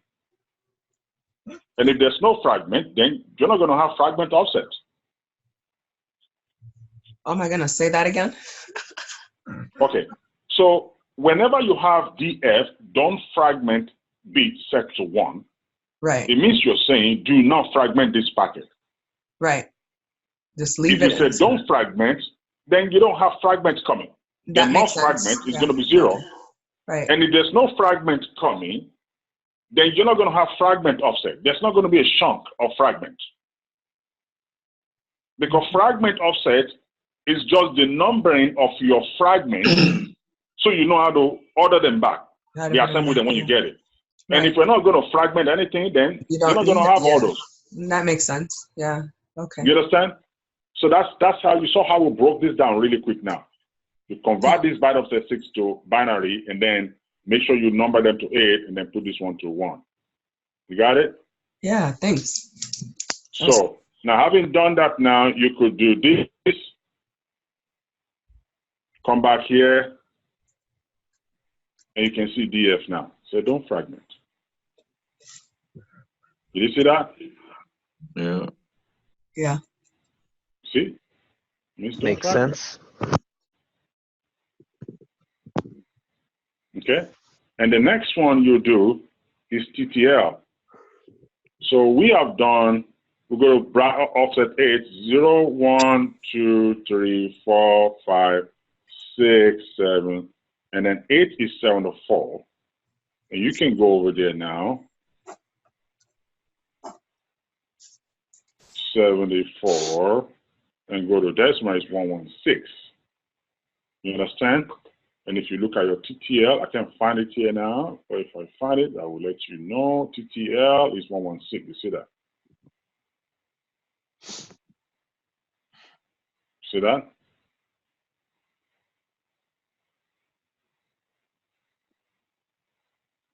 Hello? What's It makes sense. setting was that? Yeah. And Israel, that's Byte Offset. what setting is that on the calculator? No, I just said, you have your byte offset A to be TTL, right? Right. So offset 8 is 0, 1, 2, 3, 4, 5, 6, 7, 8. So this is your offset 8. Yeah, sure. So then all I just did was because an hexadecimal, I just converted to decimal. Oh, okay. All right. 74, Okay. I hadn't realized. Okay. decimal. Yeah. And that's what you're going to do for everything. So this one here, this is the only exception. Because here you're saying what is in the protocol, this byte offset protocol, it says 6. Then you're going to go online and look into protocol number. Protocol number.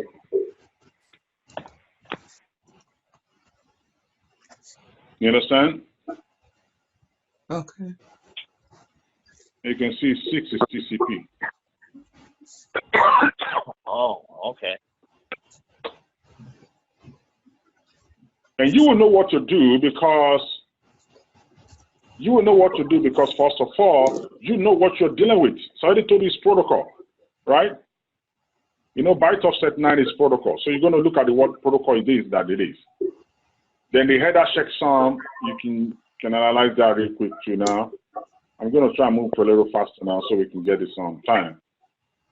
So you're done with this one over here. Checksum is 1214. 1214. Take it down to decimal is 4628. And you can look at your checksum over here. If I can find it, I will list it out for you. Is that the 007D? No, yeah, that's 1214. That's our checksum. Okay. And when you convert it to decimal, it's 4628. If it's not listed here, it's probably why it's not listed, but we know we're correct. That's 4628. That's going to be your checksum. They listed it over here, but they didn't kind of actually quite print it out, which is okay. All right. The next one here is your source IP address. Okay. Source IP address here. That's your next 4 byte. You see that? 12, 13, 14, 15. You see that? Mm-hmm. Okay. So then you come over here. That's your 12. If you forgot, just count 0, 1, 2, 3, 4, 5, 6, 7, 8, 9, 10, 11. Then you are your 12 here. 13, 14, 15. So take one after the other. It's 3F. 3F. What is in decimal is 63. And you are dealing with your source IP address. See that? Yeah. See that? Yes, pretty Then the next one is 40.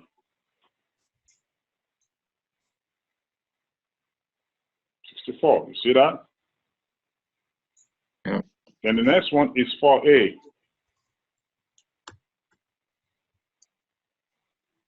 So on the 4, you see that? And the last one is FB. FB 251. See that? Now you would think the next one is for us to go and deal with the port, isn't it? But port is not defined in IP. So you don't deal with port. Mm-hmm. So would that be the IP options? So you just go to do destination because your next byte offset, 16, 17, 18, 19, that's your destination. You go and do the same thing for this last one here, which is 0A. And if you do 0A here, 0A here, That's 10. And you can see destination is 10. 80 is 128. 00 is 0. And 3D is 61. Now you are done. When you do all these and you get to this point, then you will have to stop. Why do you have to stop? Because you have been told that your IP header length is what? Header minus total length. So it's one. No. You've been told what's your IP header length, not total length. 20. IP header length. 20. So when you do 0 to 19 here, you got to stop. Oh. Right? Because 0 to 19 is 20. Oh, so that's okay. So those numbers goes all because the header length tells you the length of your header. Oh. Right? Right? The header length tells you the length of your header information. It tells you where you need to stop when you are analyzing this thing. If this were to be 20 something, you will continue beyond this point and be doing all these. But you got to stop here because you've been told your header length is 20. And if you count starting 0 from here, when you get to 19, you got to stop. There's 20 sets of numbers. Yeah, there's 20 sets of numbers. Yep. Yeah, that makes sense. Is it clear now to everybody? Yeah. Five, and then all that right. tells you 20, and then that's 20 sets of numbers. All right. So I'm going to have you guys. I'm going to have you. Which field again is the protocol field on those 20 numbers? Is it the 4 and the 0? What is that? The protocol field, which would be like just any one of those packets right there. Which number of those is the protocol field? The 4 and the 0? I'm not understanding what you're saying. The protocol. Oh. The protocol. What about the protocol? Oh, what set of numbers is that one in that packet right there? You mean this one? Yeah. Mm-hmm. Then you just count. So he said the protocol is byte offset 9. So then you just count from the beginning of your field. Where will your 9 be? 0, 1, 2, 3, 4, 5, 6, 7, 8, 9. So your protocol number is 06. Then you go online and you do what's protocol number. Then you know it's TCP. Okay. So what I want you guys to do, it's 7:50 now. I want you guys to go and do the same thing that I just did now.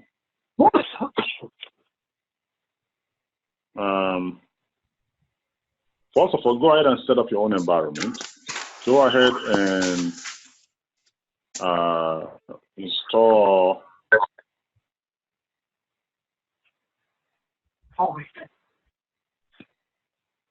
Set up your own environment. Make sure you have your, TCP dump, WinDump downloaded, download WinPickup downloaded, and then and analyze this packet that I gave you guys here. Now you have this one, and I wanted to do similar thing to what I'm going to do, and I'll show you how to get started. And dump here. And I'm going to say you do this, and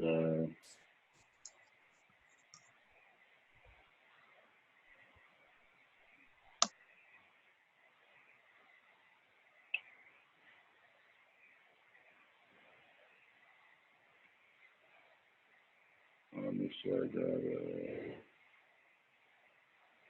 Spaces.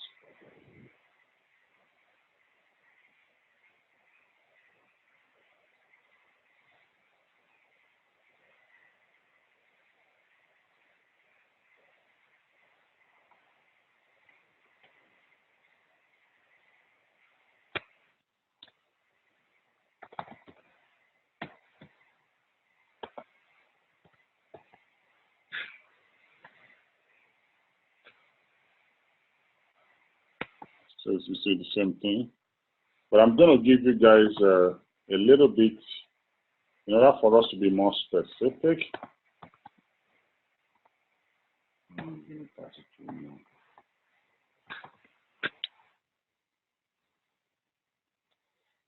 So this is my first packet here. What I want you guys to do, I'm going to go to the one that is a little bit.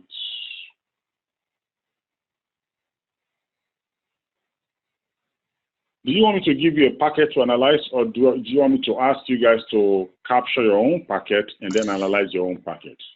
We could do the first and then the second. Yeah, I want to give you guys the one that has TCP in it. Okay. Okay. Let me go back up here. I'll do this again.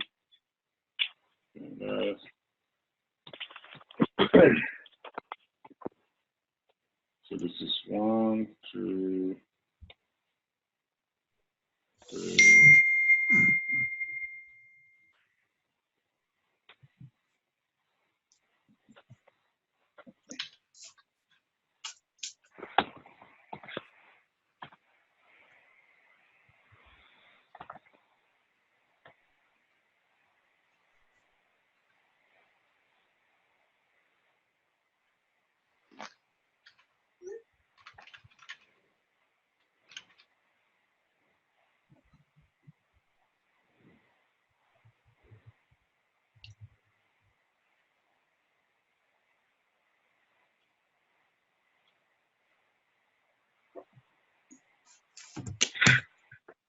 All right, so here's what I'm going to ask you guys to do. I'll give you guys this packet, and I will just post this so that we all do the same thing together. Okay, yeah, that's nice.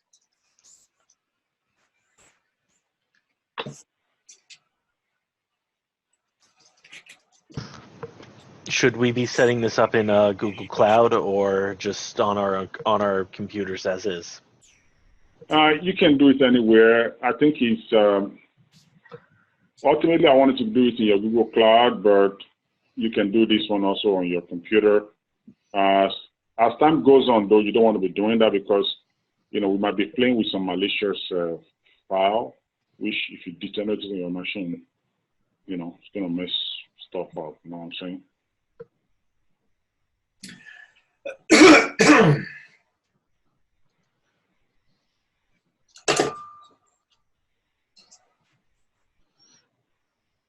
So I want you guys to go and analyze. I'm struggling between whether to give you this screenshot or have you just go ahead and run the same command that I ran here. Okay, actually, I'm going to let you run the same command that I run. So you will run the same command against this pickup, the active scan pickup. Okay. And I want you to pick the first TCP packet, and you will see, you will know the first TCP packet because it's going to be, I'll show you the first TCP packet because most of them are. I think it's right there, isn't it? Yeah, this is the first TCP packet. Because this has a 192 on it. Or no, that's not it. So this one. Yep, that's it. So analyze the first TCP packet. Okay, I'll give you guys an hour, and then we'll reconvene. Actually, I'll give you like 45 minutes. Let's do 45 minutes, and then we'll reconvene. You said the file was in detail or something?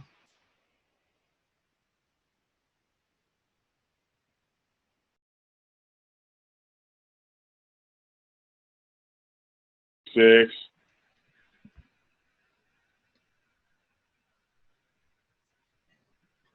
And in your week 6, you want to, here's your week 6 here. And you want to go to the bottom here, hacked traces, and then download it. When you download it, you do what I did in my own environment here. I'm going to close this one. I just drop it here and extract it, and I got this file in it. And the one I want you guys to play with is Active Scan. And Active Scan, I just want you guys to analyze IP header of your first packet with TCP. And how did that command go? What was the syntax for that? Okay, I'll put it again on the screen. You can see it over here. Okay. Thank you. I'm running mine from my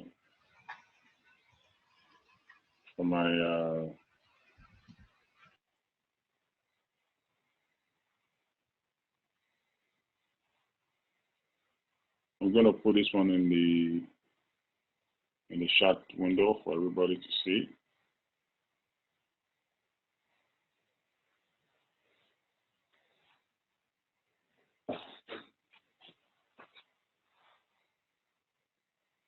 Yeah, so I'm going to pause for a second here, and then we'll convey back again by, what's the time now?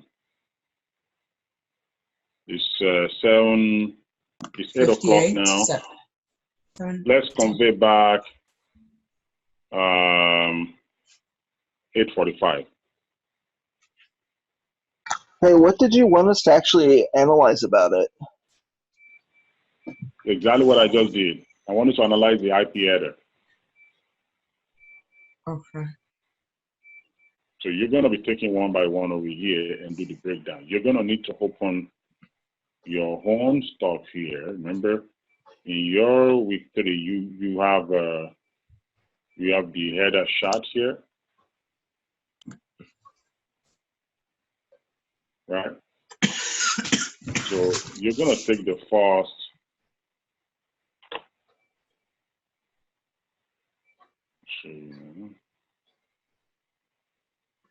You're going to run this command. You're going to go to the first one that has TCP, which will be this one.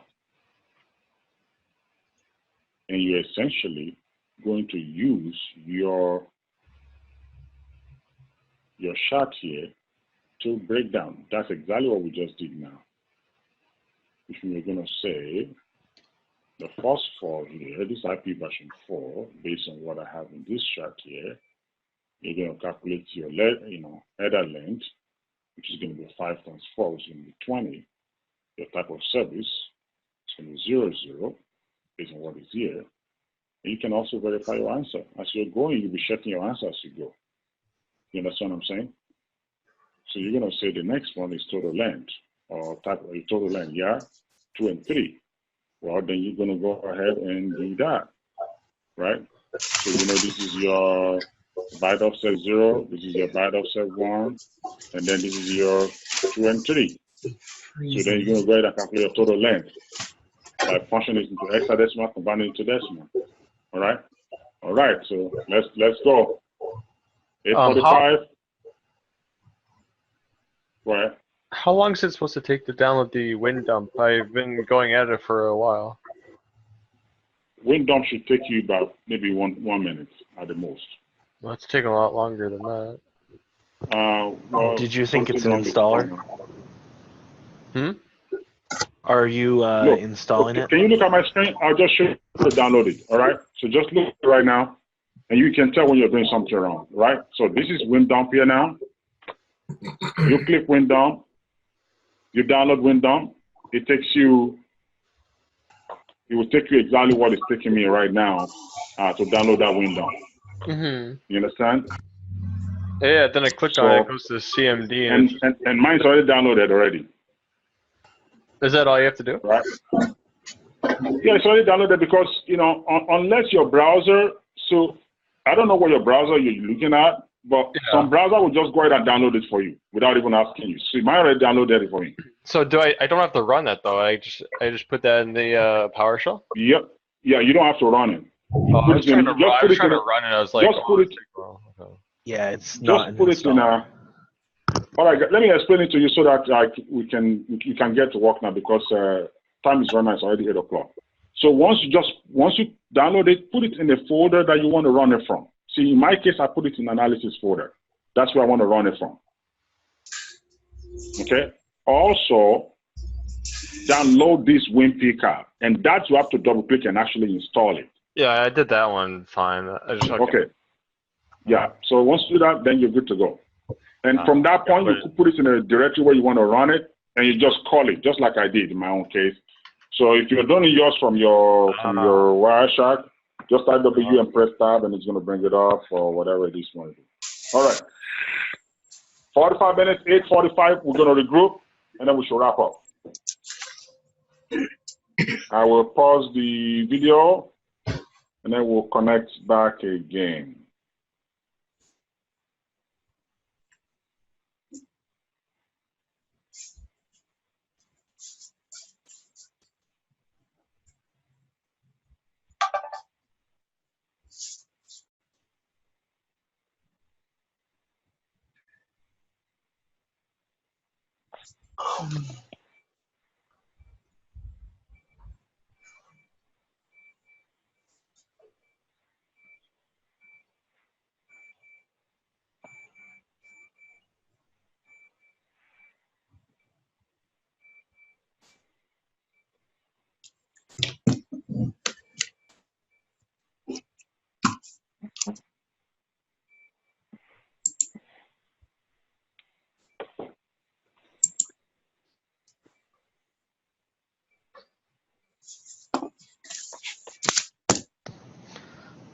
So I guess the question is, are we just supposed to look at this and get to a point where it makes sense to us?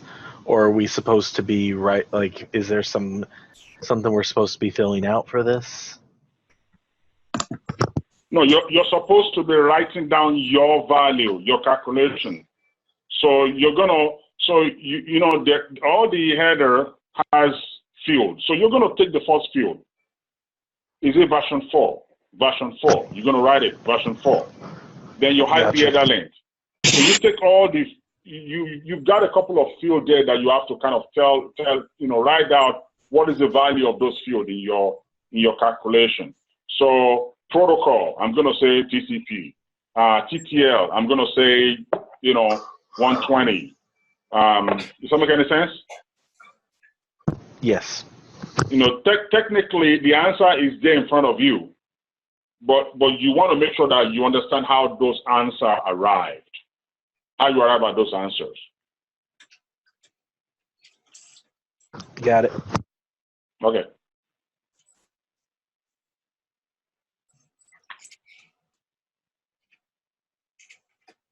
Oh, one last question. Where do we turn this in?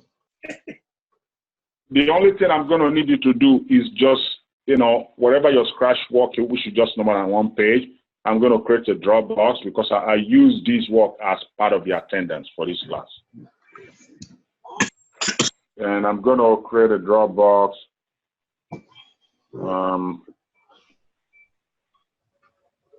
Shortly now.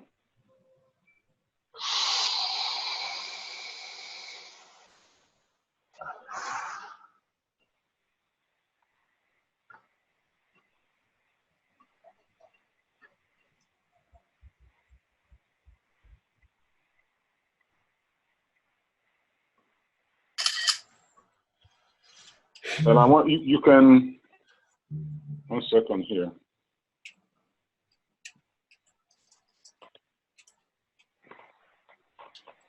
I'll call it attendance exercise 2.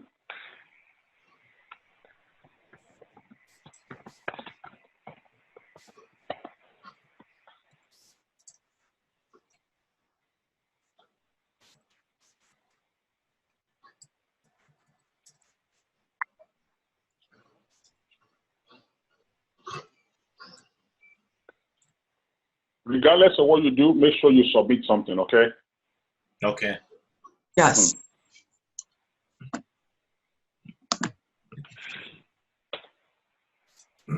I'm going to leave the online session on so that you can talk. I don't want to disconnect it, but we'll sync back up by 8:45.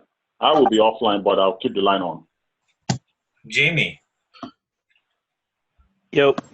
What server did you use? Did you use Windows Server Data Core or just Windows or Data Center? I'm not using that right now because I don't want to waste my whole night doing that. So I switched over. I'm just doing it off of my desktop. Oh, okay. I mean, we can just pretty much look at this packet right here, right? And just select it, right? Yeah, like WinDump is not dangerous. Yeah. But I mean, we'll get the same picture that's on the screen right here, right? Essentially, yeah. Yeah. So, I mean, we could start working on it right now. So, I mean, like, the first bit offset is 4 and 5. So that's version so ahead 4. of the 20. Yep, so then the next one would be 4 and 5, and then the next number will be 20. And then 0, 0, we do that with, I'm going to get the calculator out.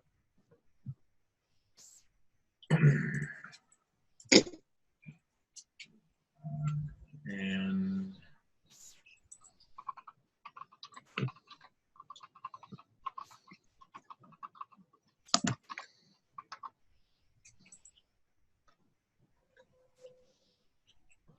so the next one, it's 0, 0. So, or actually, no, hold on. You're talking about the offset. You're talking about the 004E. Oh yeah, hold on, yeah. Oh, 0030, isn't it? Which packet are you looking at? The packet. Are we looking at I don't think it. I mean,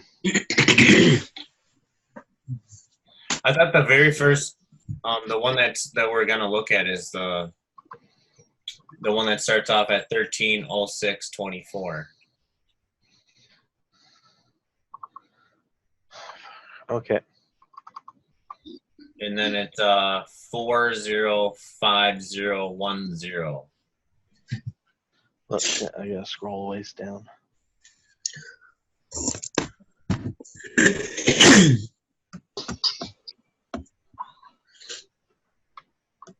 Time to live 128. Yeah.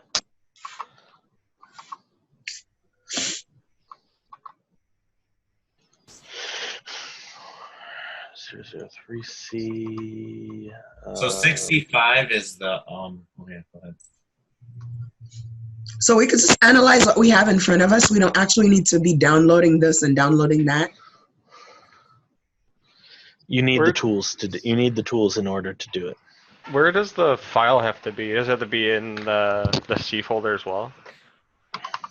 It just has to be this. Well, you can just put it into the same folder that you put WinDump into. That's the easiest way to do it. Oh, hey Nelson, what's up? Not too much. Nelson, so on do you have a VM of on Google Cloud Platform right now? Yeah, I'm not doing it though. I'm not doing it from there. I have Wireshark and everything installed. I'm just doing it on my computer though, because it's gonna be a little quicker. Yes. I've already pulled it up and I'm already starting to rip it apart. So are we looking at the same one then? Are we working on the right one, at least? Let's see. I'm looking at packet. It looks like IP on it is 192.168.1.101.1394. Yeah, that's the same one I'm working on too. Yep. Okay, good. Yep. Okay. And then are we just supposed to take all the numbers and put them in the right field? Hey, and Jamie? Yep. Jamie, so when I open WinDump, I get like that command line, and that's where we put in the kind of that really long command that he gave us that ended You up would with open the up like PowerShell or DOS or something like that. PowerShell or command prompt and run WinDump from there. But it already kind of comes up anyways. Like mine just comes up right away. Yeah, but you can't add. I know, but you can't do anything from there. Close that out. You Really? gotta do it the way you gotta do it. And what's the way I gotta do it? I gotta do it. You gotta run it through command prompt or PowerShell. WinDump execr is in the name hacked host. It's not working for me. You've got to change it to however it's set up in your file system. So what he did is he had it saved. the way he had it saved was he had like from whatever folder you're running it from, you're running WinDump from, he had it in that, and then a subfolder in there for a subdirectory in there for for hacked hosts, and then all the PCAP files are in there. So if you don't have it set up like that, it doesn't work for you like that. I think I do have it in C there. drive. It was in the C drive, and then it went to analysis, and so then it was C drive, analysis, and then it was the command dot slash windump.exe. So take a look at my screenshot. Take a look at my screen. Okay. So you can set it up this way if you want to. The primary thing is wherever it is you save it is where you want to call it from. So in my case, I put it in a folder called analysis. You can put it in any folder called whatever name you want to call it. I put new WinDump there. I put my files, all these other files in there, and I just run it from there. So that's why I went in here.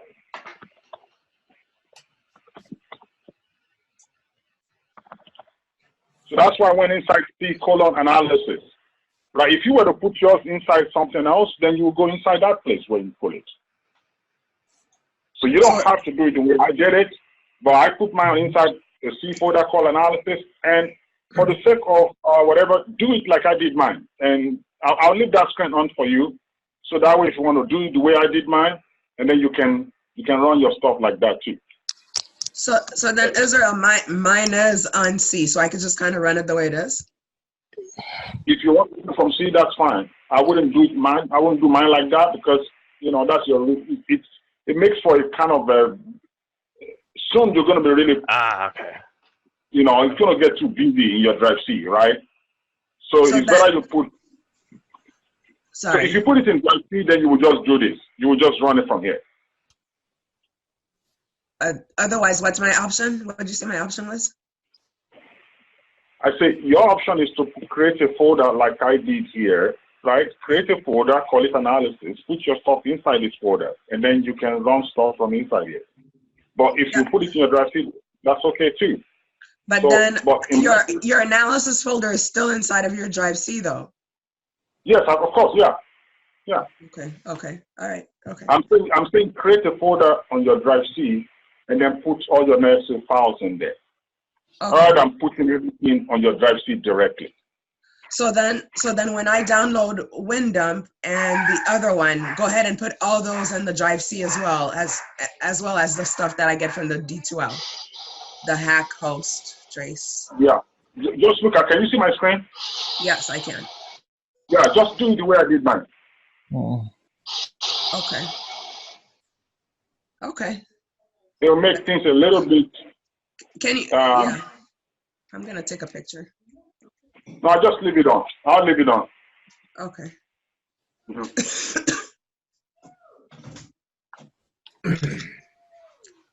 All righty. Thank you. Lily, you want your umbrella back?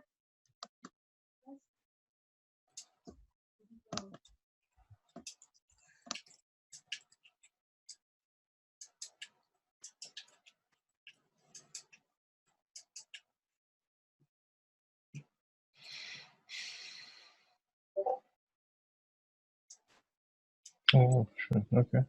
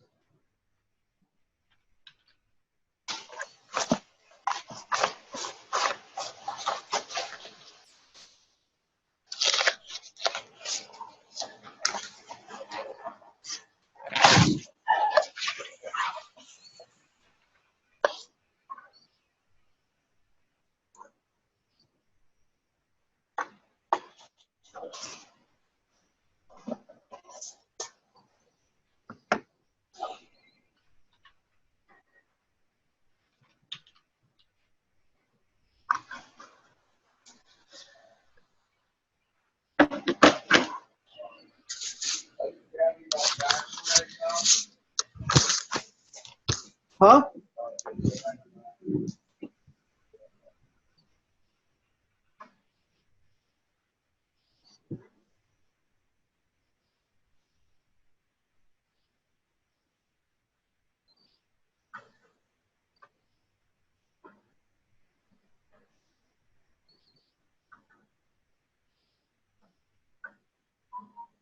Oh, you are. I just got done writing the single most fucking badass piece of literature I've ever fucking even thought I could manifest, dude. Oh, Shit is fucking badass, dude. Nice. Yeah. Oh my god, it's giving me anxiety. Well, please take the plate off and then take the plate off. Oh shit. Please reduce your background noise, please. So that others can see it in the wall, please.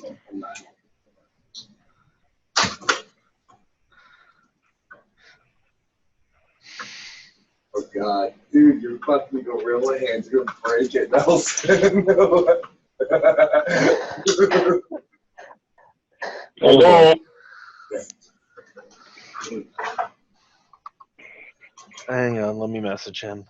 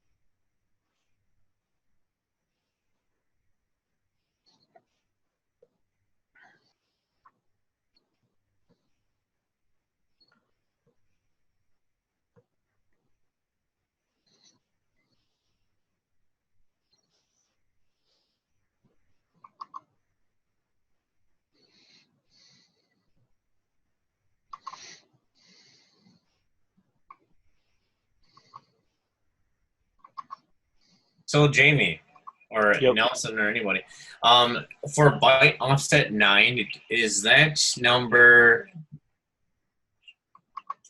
80?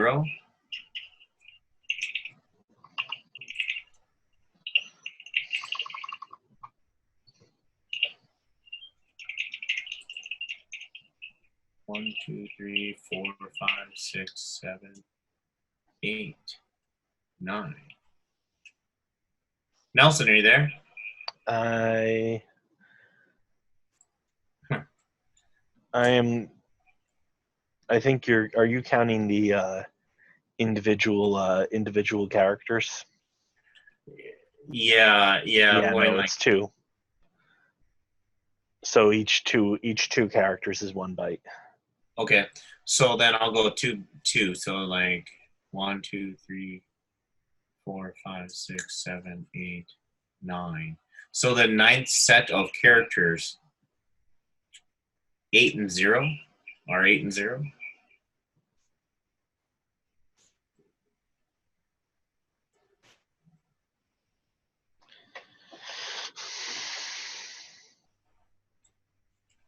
I'm not getting much of anywhere on this myself right now. So Okay. Well, all I know is that the byte offset 9 is TCP. I just don't know how to convert it in the calculator.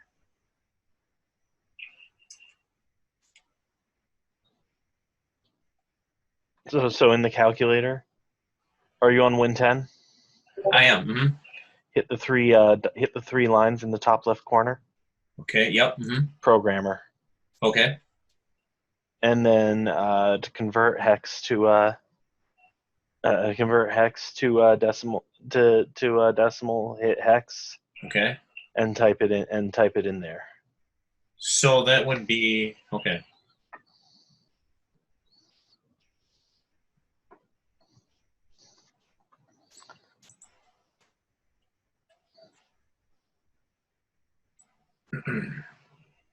I did that, but it doesn't show what I wanted to show. None of this makes any damn sense to me right now. It shows 120. It shows 128. You know. But TCP is not that. Yeah, TCP is 6. Yeah, I'm lost. I don't know. Okay. I'm trying to figure it out myself, and I'm failing. I will get it.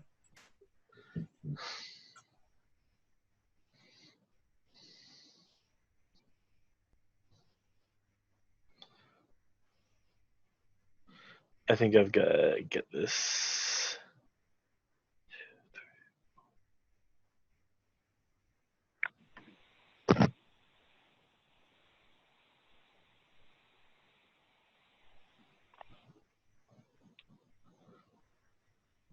All right, let's quickly do the revision for this one.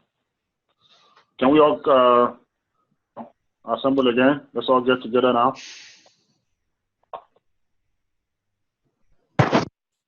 Are we back? Never left. All right, okay. So Same let's here. quickly do this together Never left. now.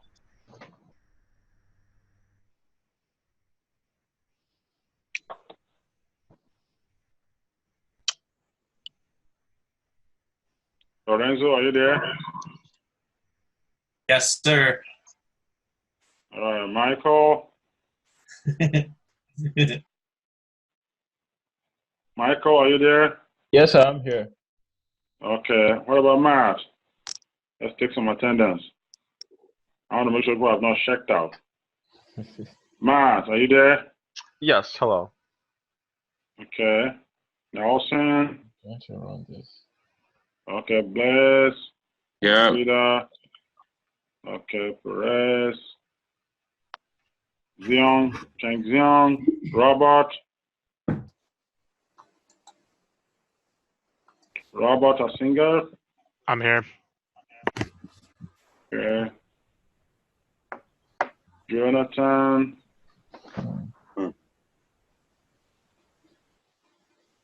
Christine. Melissa. I'm here. All right. Okay, all right. So I'm going to quickly run you guys through this exercise, and you can upload what you did.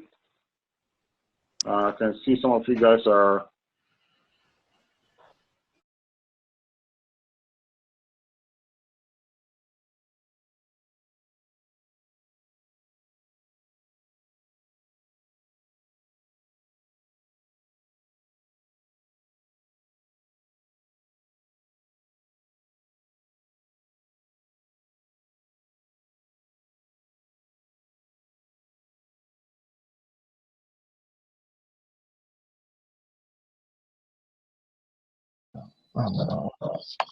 Okay, I'm back now.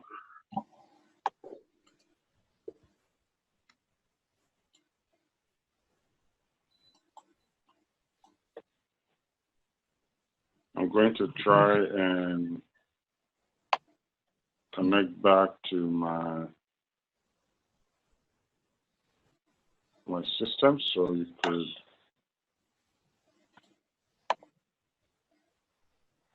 see my screen.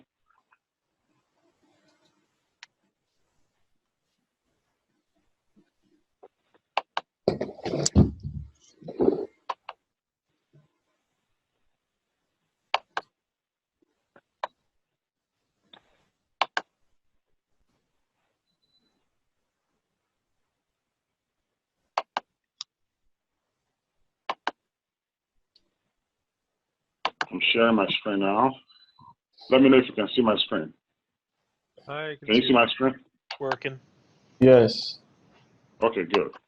All right, so here is the exercise that I asked you guys to do. Analyze the header, the same thing that I just did earlier.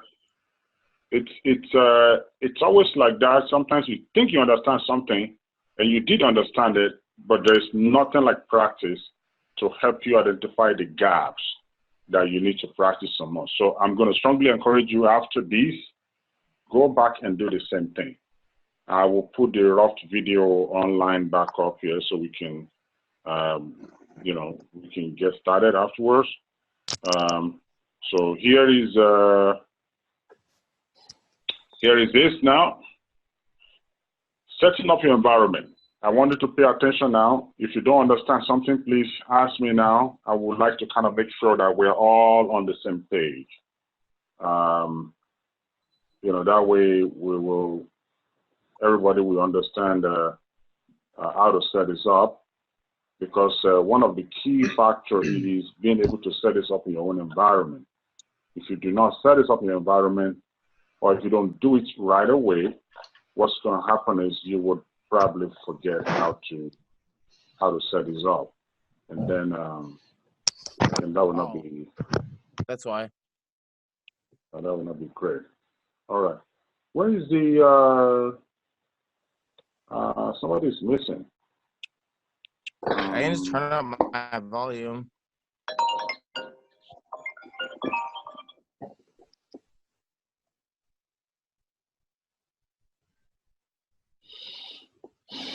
I think someone is missing for some reason. Make sure I get everybody's.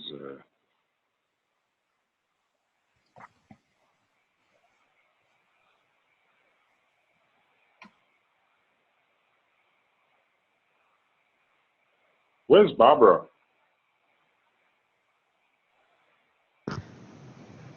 She was here. Is Barbara online? She was online while you guys are working.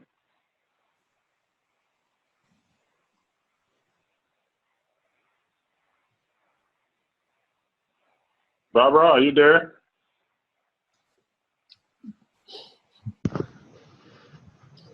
I'm wondering if she had to go run over to. I think I don't know. Yeah, I don't know. Who is Sasa Taunton? I'm there. Oh, you're here, okay. What about how long?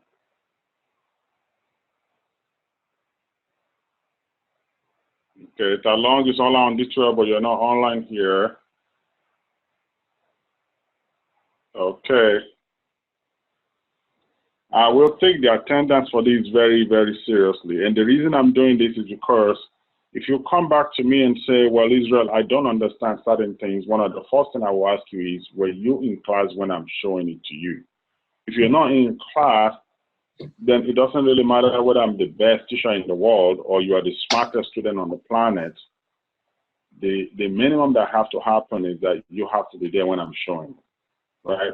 So if you're not in the class or you step away, then it defeats the entire purpose of going over it, because it doesn't matter what I do, you will still not understand it because you're not available in the class. So so I'm going to ask you now, whatever it is that you have done, I'm going to show you something on the screen here now. I'm going to ask everybody who is in the class at this time to take a screenshot of this and upload it into your attendance folder. I'm going to use that as the attendance for this class, okay? And I will reference it in case anybody have question in the future, you know. All right, so first thing I'm going to ask you guys to do, let me go back to my CD analysis here. And I'm going to say, well, Shah went down. I'm actually going to just do this.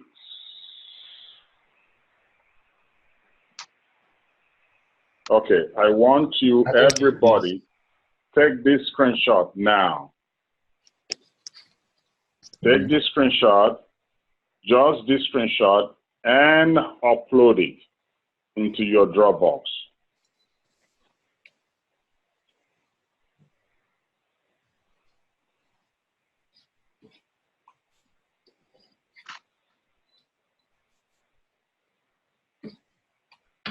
I'm about to switch it off, so everybody good? What was it called under the assignments? There's attendance as exercise.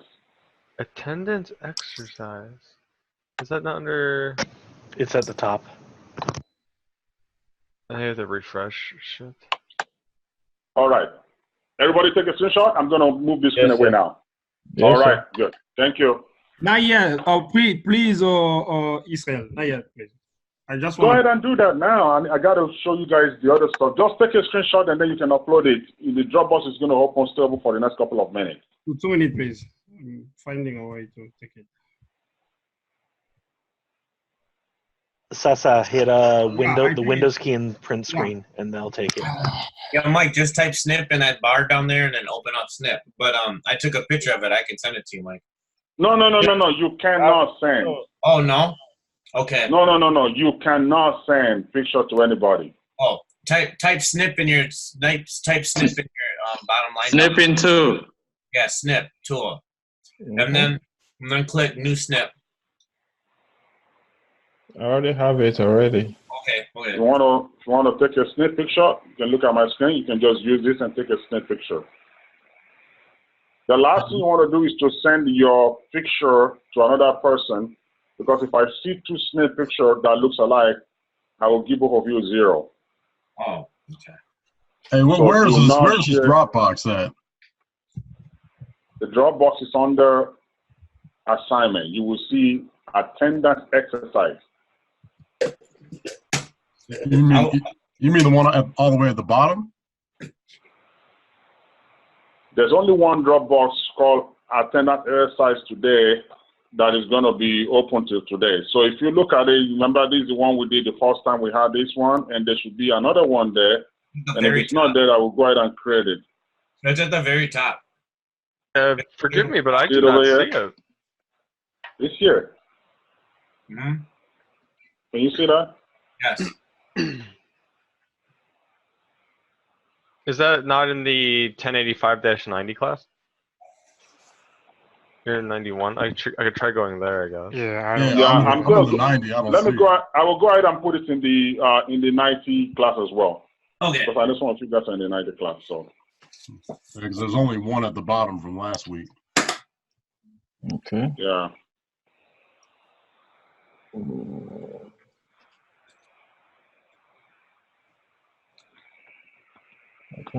That explains why I couldn't see it. Oh. Yeah, I couldn't see it either. Where is it? Is it week 5, right? It'll probably be under week 6 or assignments.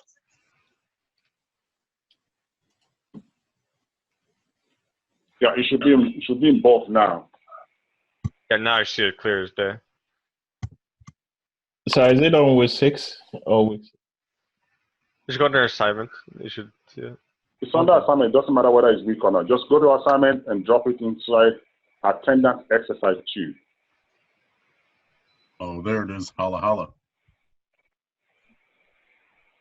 All right, sorry about that. Thank you.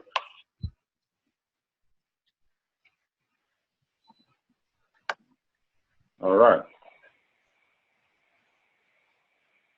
All right. Let me quickly walk you guys through this.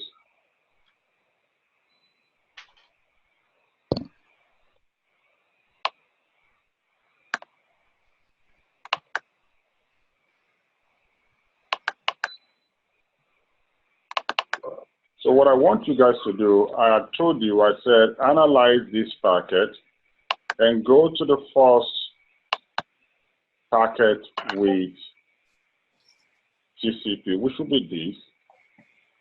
And essentially what you have to do is the same thing that we've done earlier on.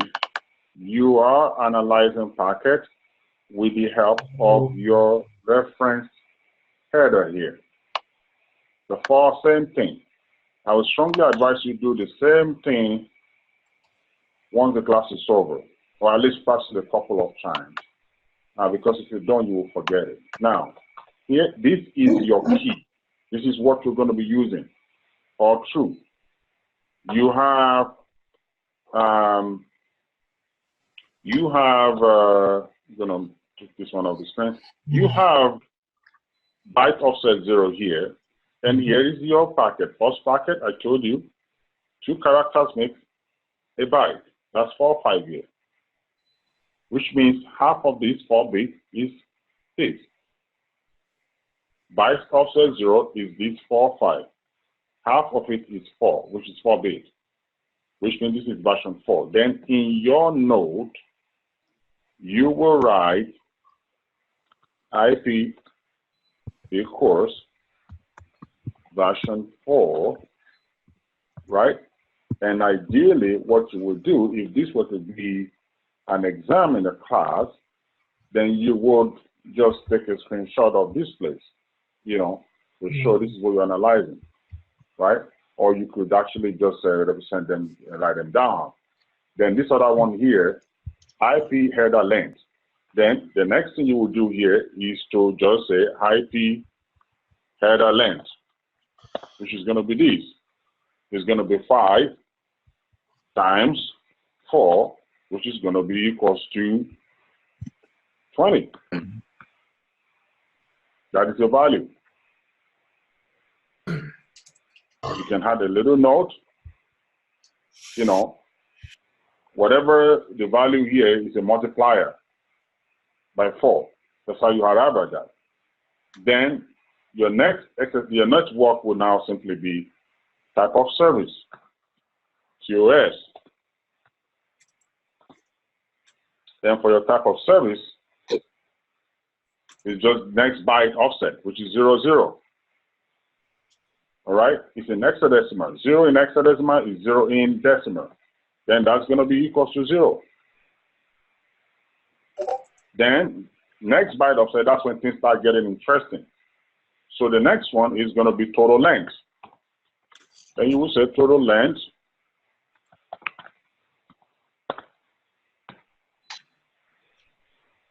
right? That's going to be 0026. 0026. Then you will convert, right? So write a note, convert to decimal. I'm just typing it as if I'm doing it like the way you will have to do it if we're doing this, and you can actually even just put a note where you convert to 0026 to decimal. Then you will grab your calculator. It's going to be 002C convert to decimal will be 44. Then do you minus the 20 then? But you have not gotten there yet. This doesn't change because this is still your total length. If I were to ask you what is the size of your payload, then you'll be doing that. But this exercise doesn't even ask you to do that yet. So then this will be 44. You know, then your IP header length will be equal to 44. Then you would have to explain how you get to 44. So total length is equal to 44. Then, you know, you explain, you know, rationale. You can call it rationale here. You know, 002 convert to decimal or convert this one to decimal. You know, the ideal thing would be for you to take a screenshot of this area you're analyzing. And each time you are analyzing something, you will just highlight what you're analyzing. That makes your work easier. So that's what I will do. I will take a screenshot of this thing, and I will continue to repeat it each time. When I want to analyze IP version 4, I will just highlight this. Somebody will know that's what I'm working on. When I get to the IP header length, I will highlight this one. When I get the type of service, I will highlight this one. So I'll continue to repeat that screenshot over and over and over until I finish my analysis. So if I get down to IP, let's say Byte Offset 9, that's a little bit different, right? Because it's protocol. So then I will come over here. Where's my IP version? Byte Offset 9. Don't forget, you can always count. This is 0, 1, 2, 3, 4, 5, 6, 7, 8, 9. So I have 0, 6 here inside this place. Then I would essentially, you know, you have a screenshot that is showing that this is what you are highlighting, right? I'm going to say another one, protocol, with the screenshot showing you highlighting these. Then you will reference the protocol number, you know, TCP is equals to this. And I would say, you know, number 6. Of course, you convert this to decimal, but remember, from 0 to 9 is the same thing whether it's an hexadecimal or decimal. It is when after 9, that's when things start becoming a little different. So 6 in hexadecimal is also 6 in you know, in decimal. So then I would just say 6. You know, number 6 equals, you know, TCP.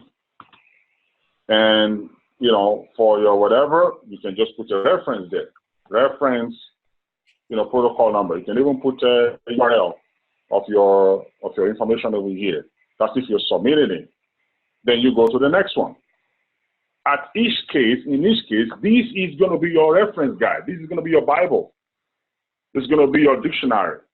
You got to have this and this, and this whole process is a very simple process of lookup. You're just looking up stuff and looking at what it is, what value you have over here. You already have the template here that defines all these fields. You're looking at the field and you're calculating the value. You're looking at the field, you're calculating the value. You're looking at the field, you're calculating the value. That's all you're doing. If I were to tell you, calculate the source IP address, then you will come over here. What is my source IP address? Byte 12, 13, 14, 15. That's fine. I will come over here. I would say this is 0, 1, 2, 3, 4, 5, 6, 7, 8, 9, 10, 11. Then this is 12, 13, 14, 15. That's very easy. Then I'm just going to come over here. Again, you know, source IP, because you already have the field defined for you, take a screenshot, highlighting this area, then you would then say CO, that's what I think I have over here, C0 rather, right? And I will come over here, C0,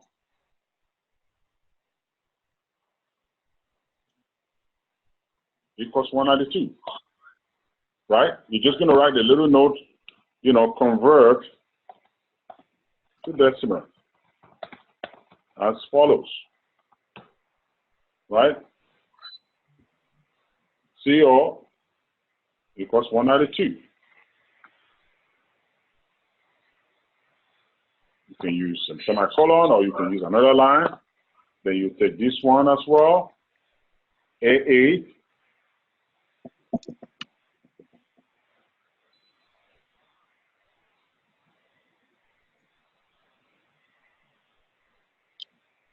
then you say 168. And then no, like that. That's all you gotta do. It's a very, very, very iterative, effort or process.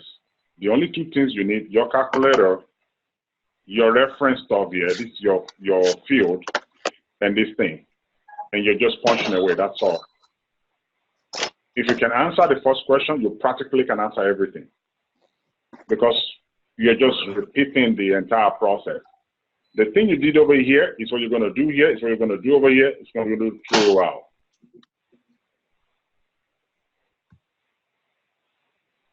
Any questions?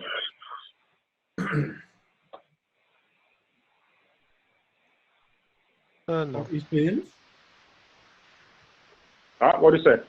Yeah, I have a question. So what happened when you type the command windump dot exe space -r and so on? It's showing that no such a file or directory. Okay, so let me show you that one. So what that thing is telling you is the file you typed is not in that directory. So imagine if I do this, right? My file is, before you type the command, type ls and see, is the file truly in that directory? So if the file is not in that directory, you'll probably get an error message. Imagine if I do this. If I type the same command that I typed earlier, I'm going to get this one. It's going to say, doesn't recognize the file is not there, doesn't make any sense because it's not there. So first of all, you have to run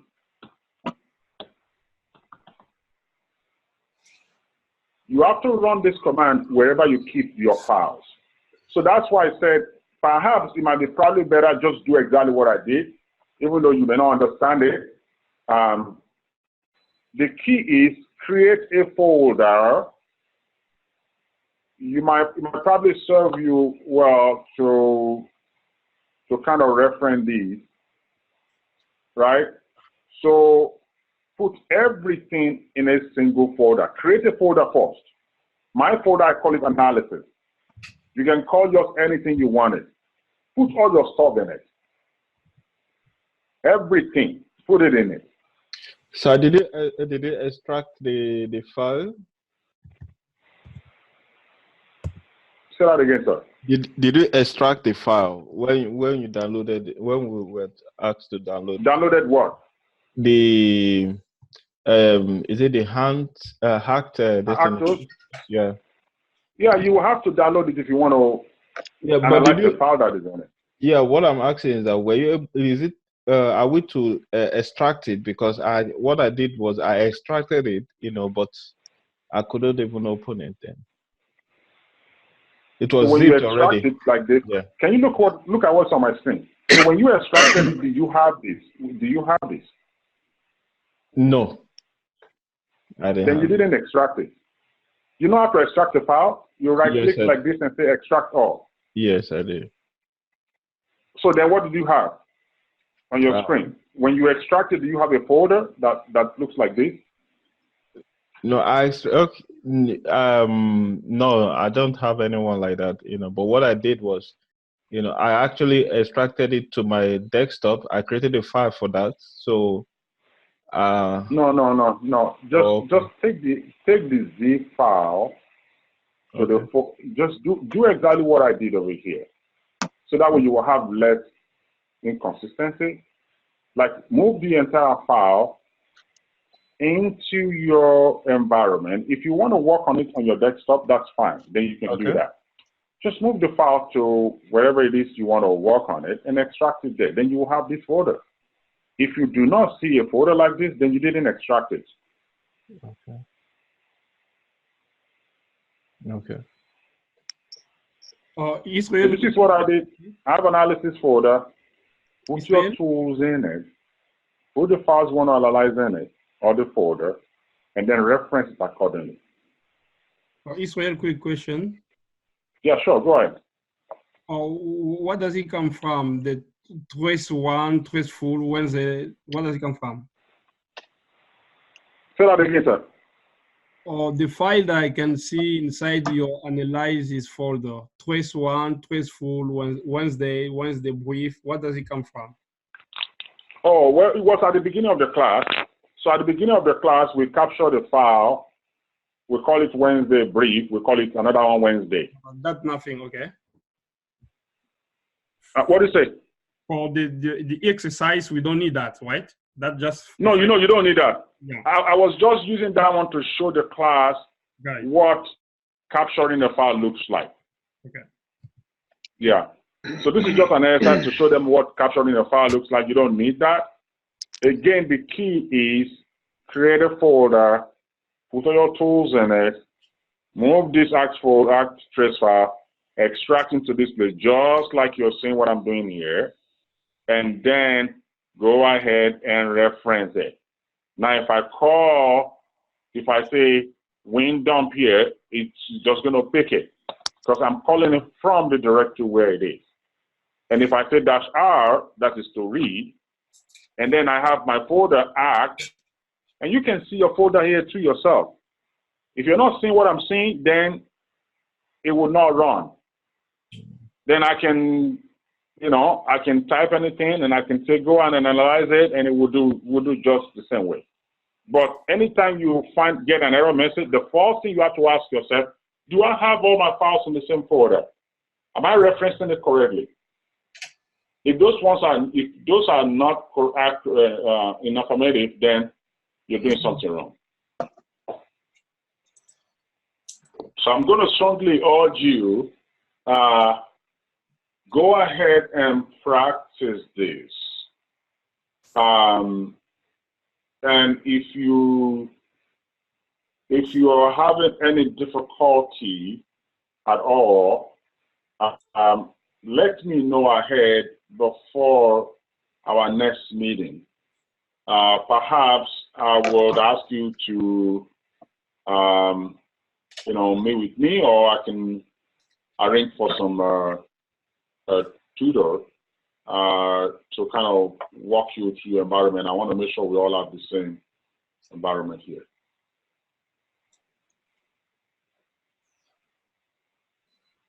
Sounds good. Any more questions? Just it's off topic, but for week 5, we only have just the quiz and the assignment that is due tonight, correct? Yeah, I told you guys not to do the lab 5 because it's got some issues with it. So basically, it's just the quiz and the assignment number 5 for tonight. I believe so. Okay. All right, guys. Thank you, guys. There's no question. Any more question? Please practice this. As you can see, somebody else might do it and it may make it look a little easy. And it is easy, but you have to practice it. When you get down to doing it yourself, you may run into certain things, and that's okay. That is the reason why we practice it, so that you can address all those gaps. Someone, are you going to upload this video so that we can make reference to it if we're having any challenges? I would try and put it up online. This video is going to be very, very rough because, as you know, it's a live, it's a live video. Yes. I'll put it up maybe for like 2 days, and you can capture it down for yourself if you want it. And after that, I'll take it down because it's a live video, and it's got a lot of really stuff that I just, it's a live session, and people's videos are in it. Okay. So it's not a lecture per se, right? So I can put it up online indefinitely because it's got your face, your pictures, and anybody on YouTube can go ahead and access it. Maybe we can. What is that? Oh, maybe we could put. I think you can share it if you have the link. There's a way to keep it like privately. But if you have the link, maybe you could still go onto it. I think. I'll try it. I'll try if I can do that, and I'll share with you guys. So, all right, guys. Do we need to do this exercise and upload it to a folder somewhere on G2L? You need to practice this exercise on your own because we're going to be having an exam in a class on it. Okay. And it will be very, very identical. It'll be almost immediate, exactly identical.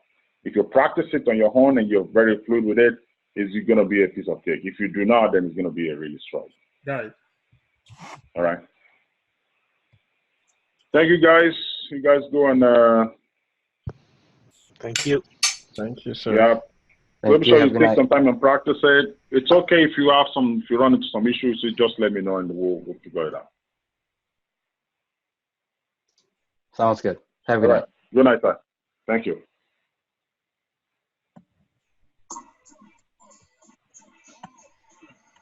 Later.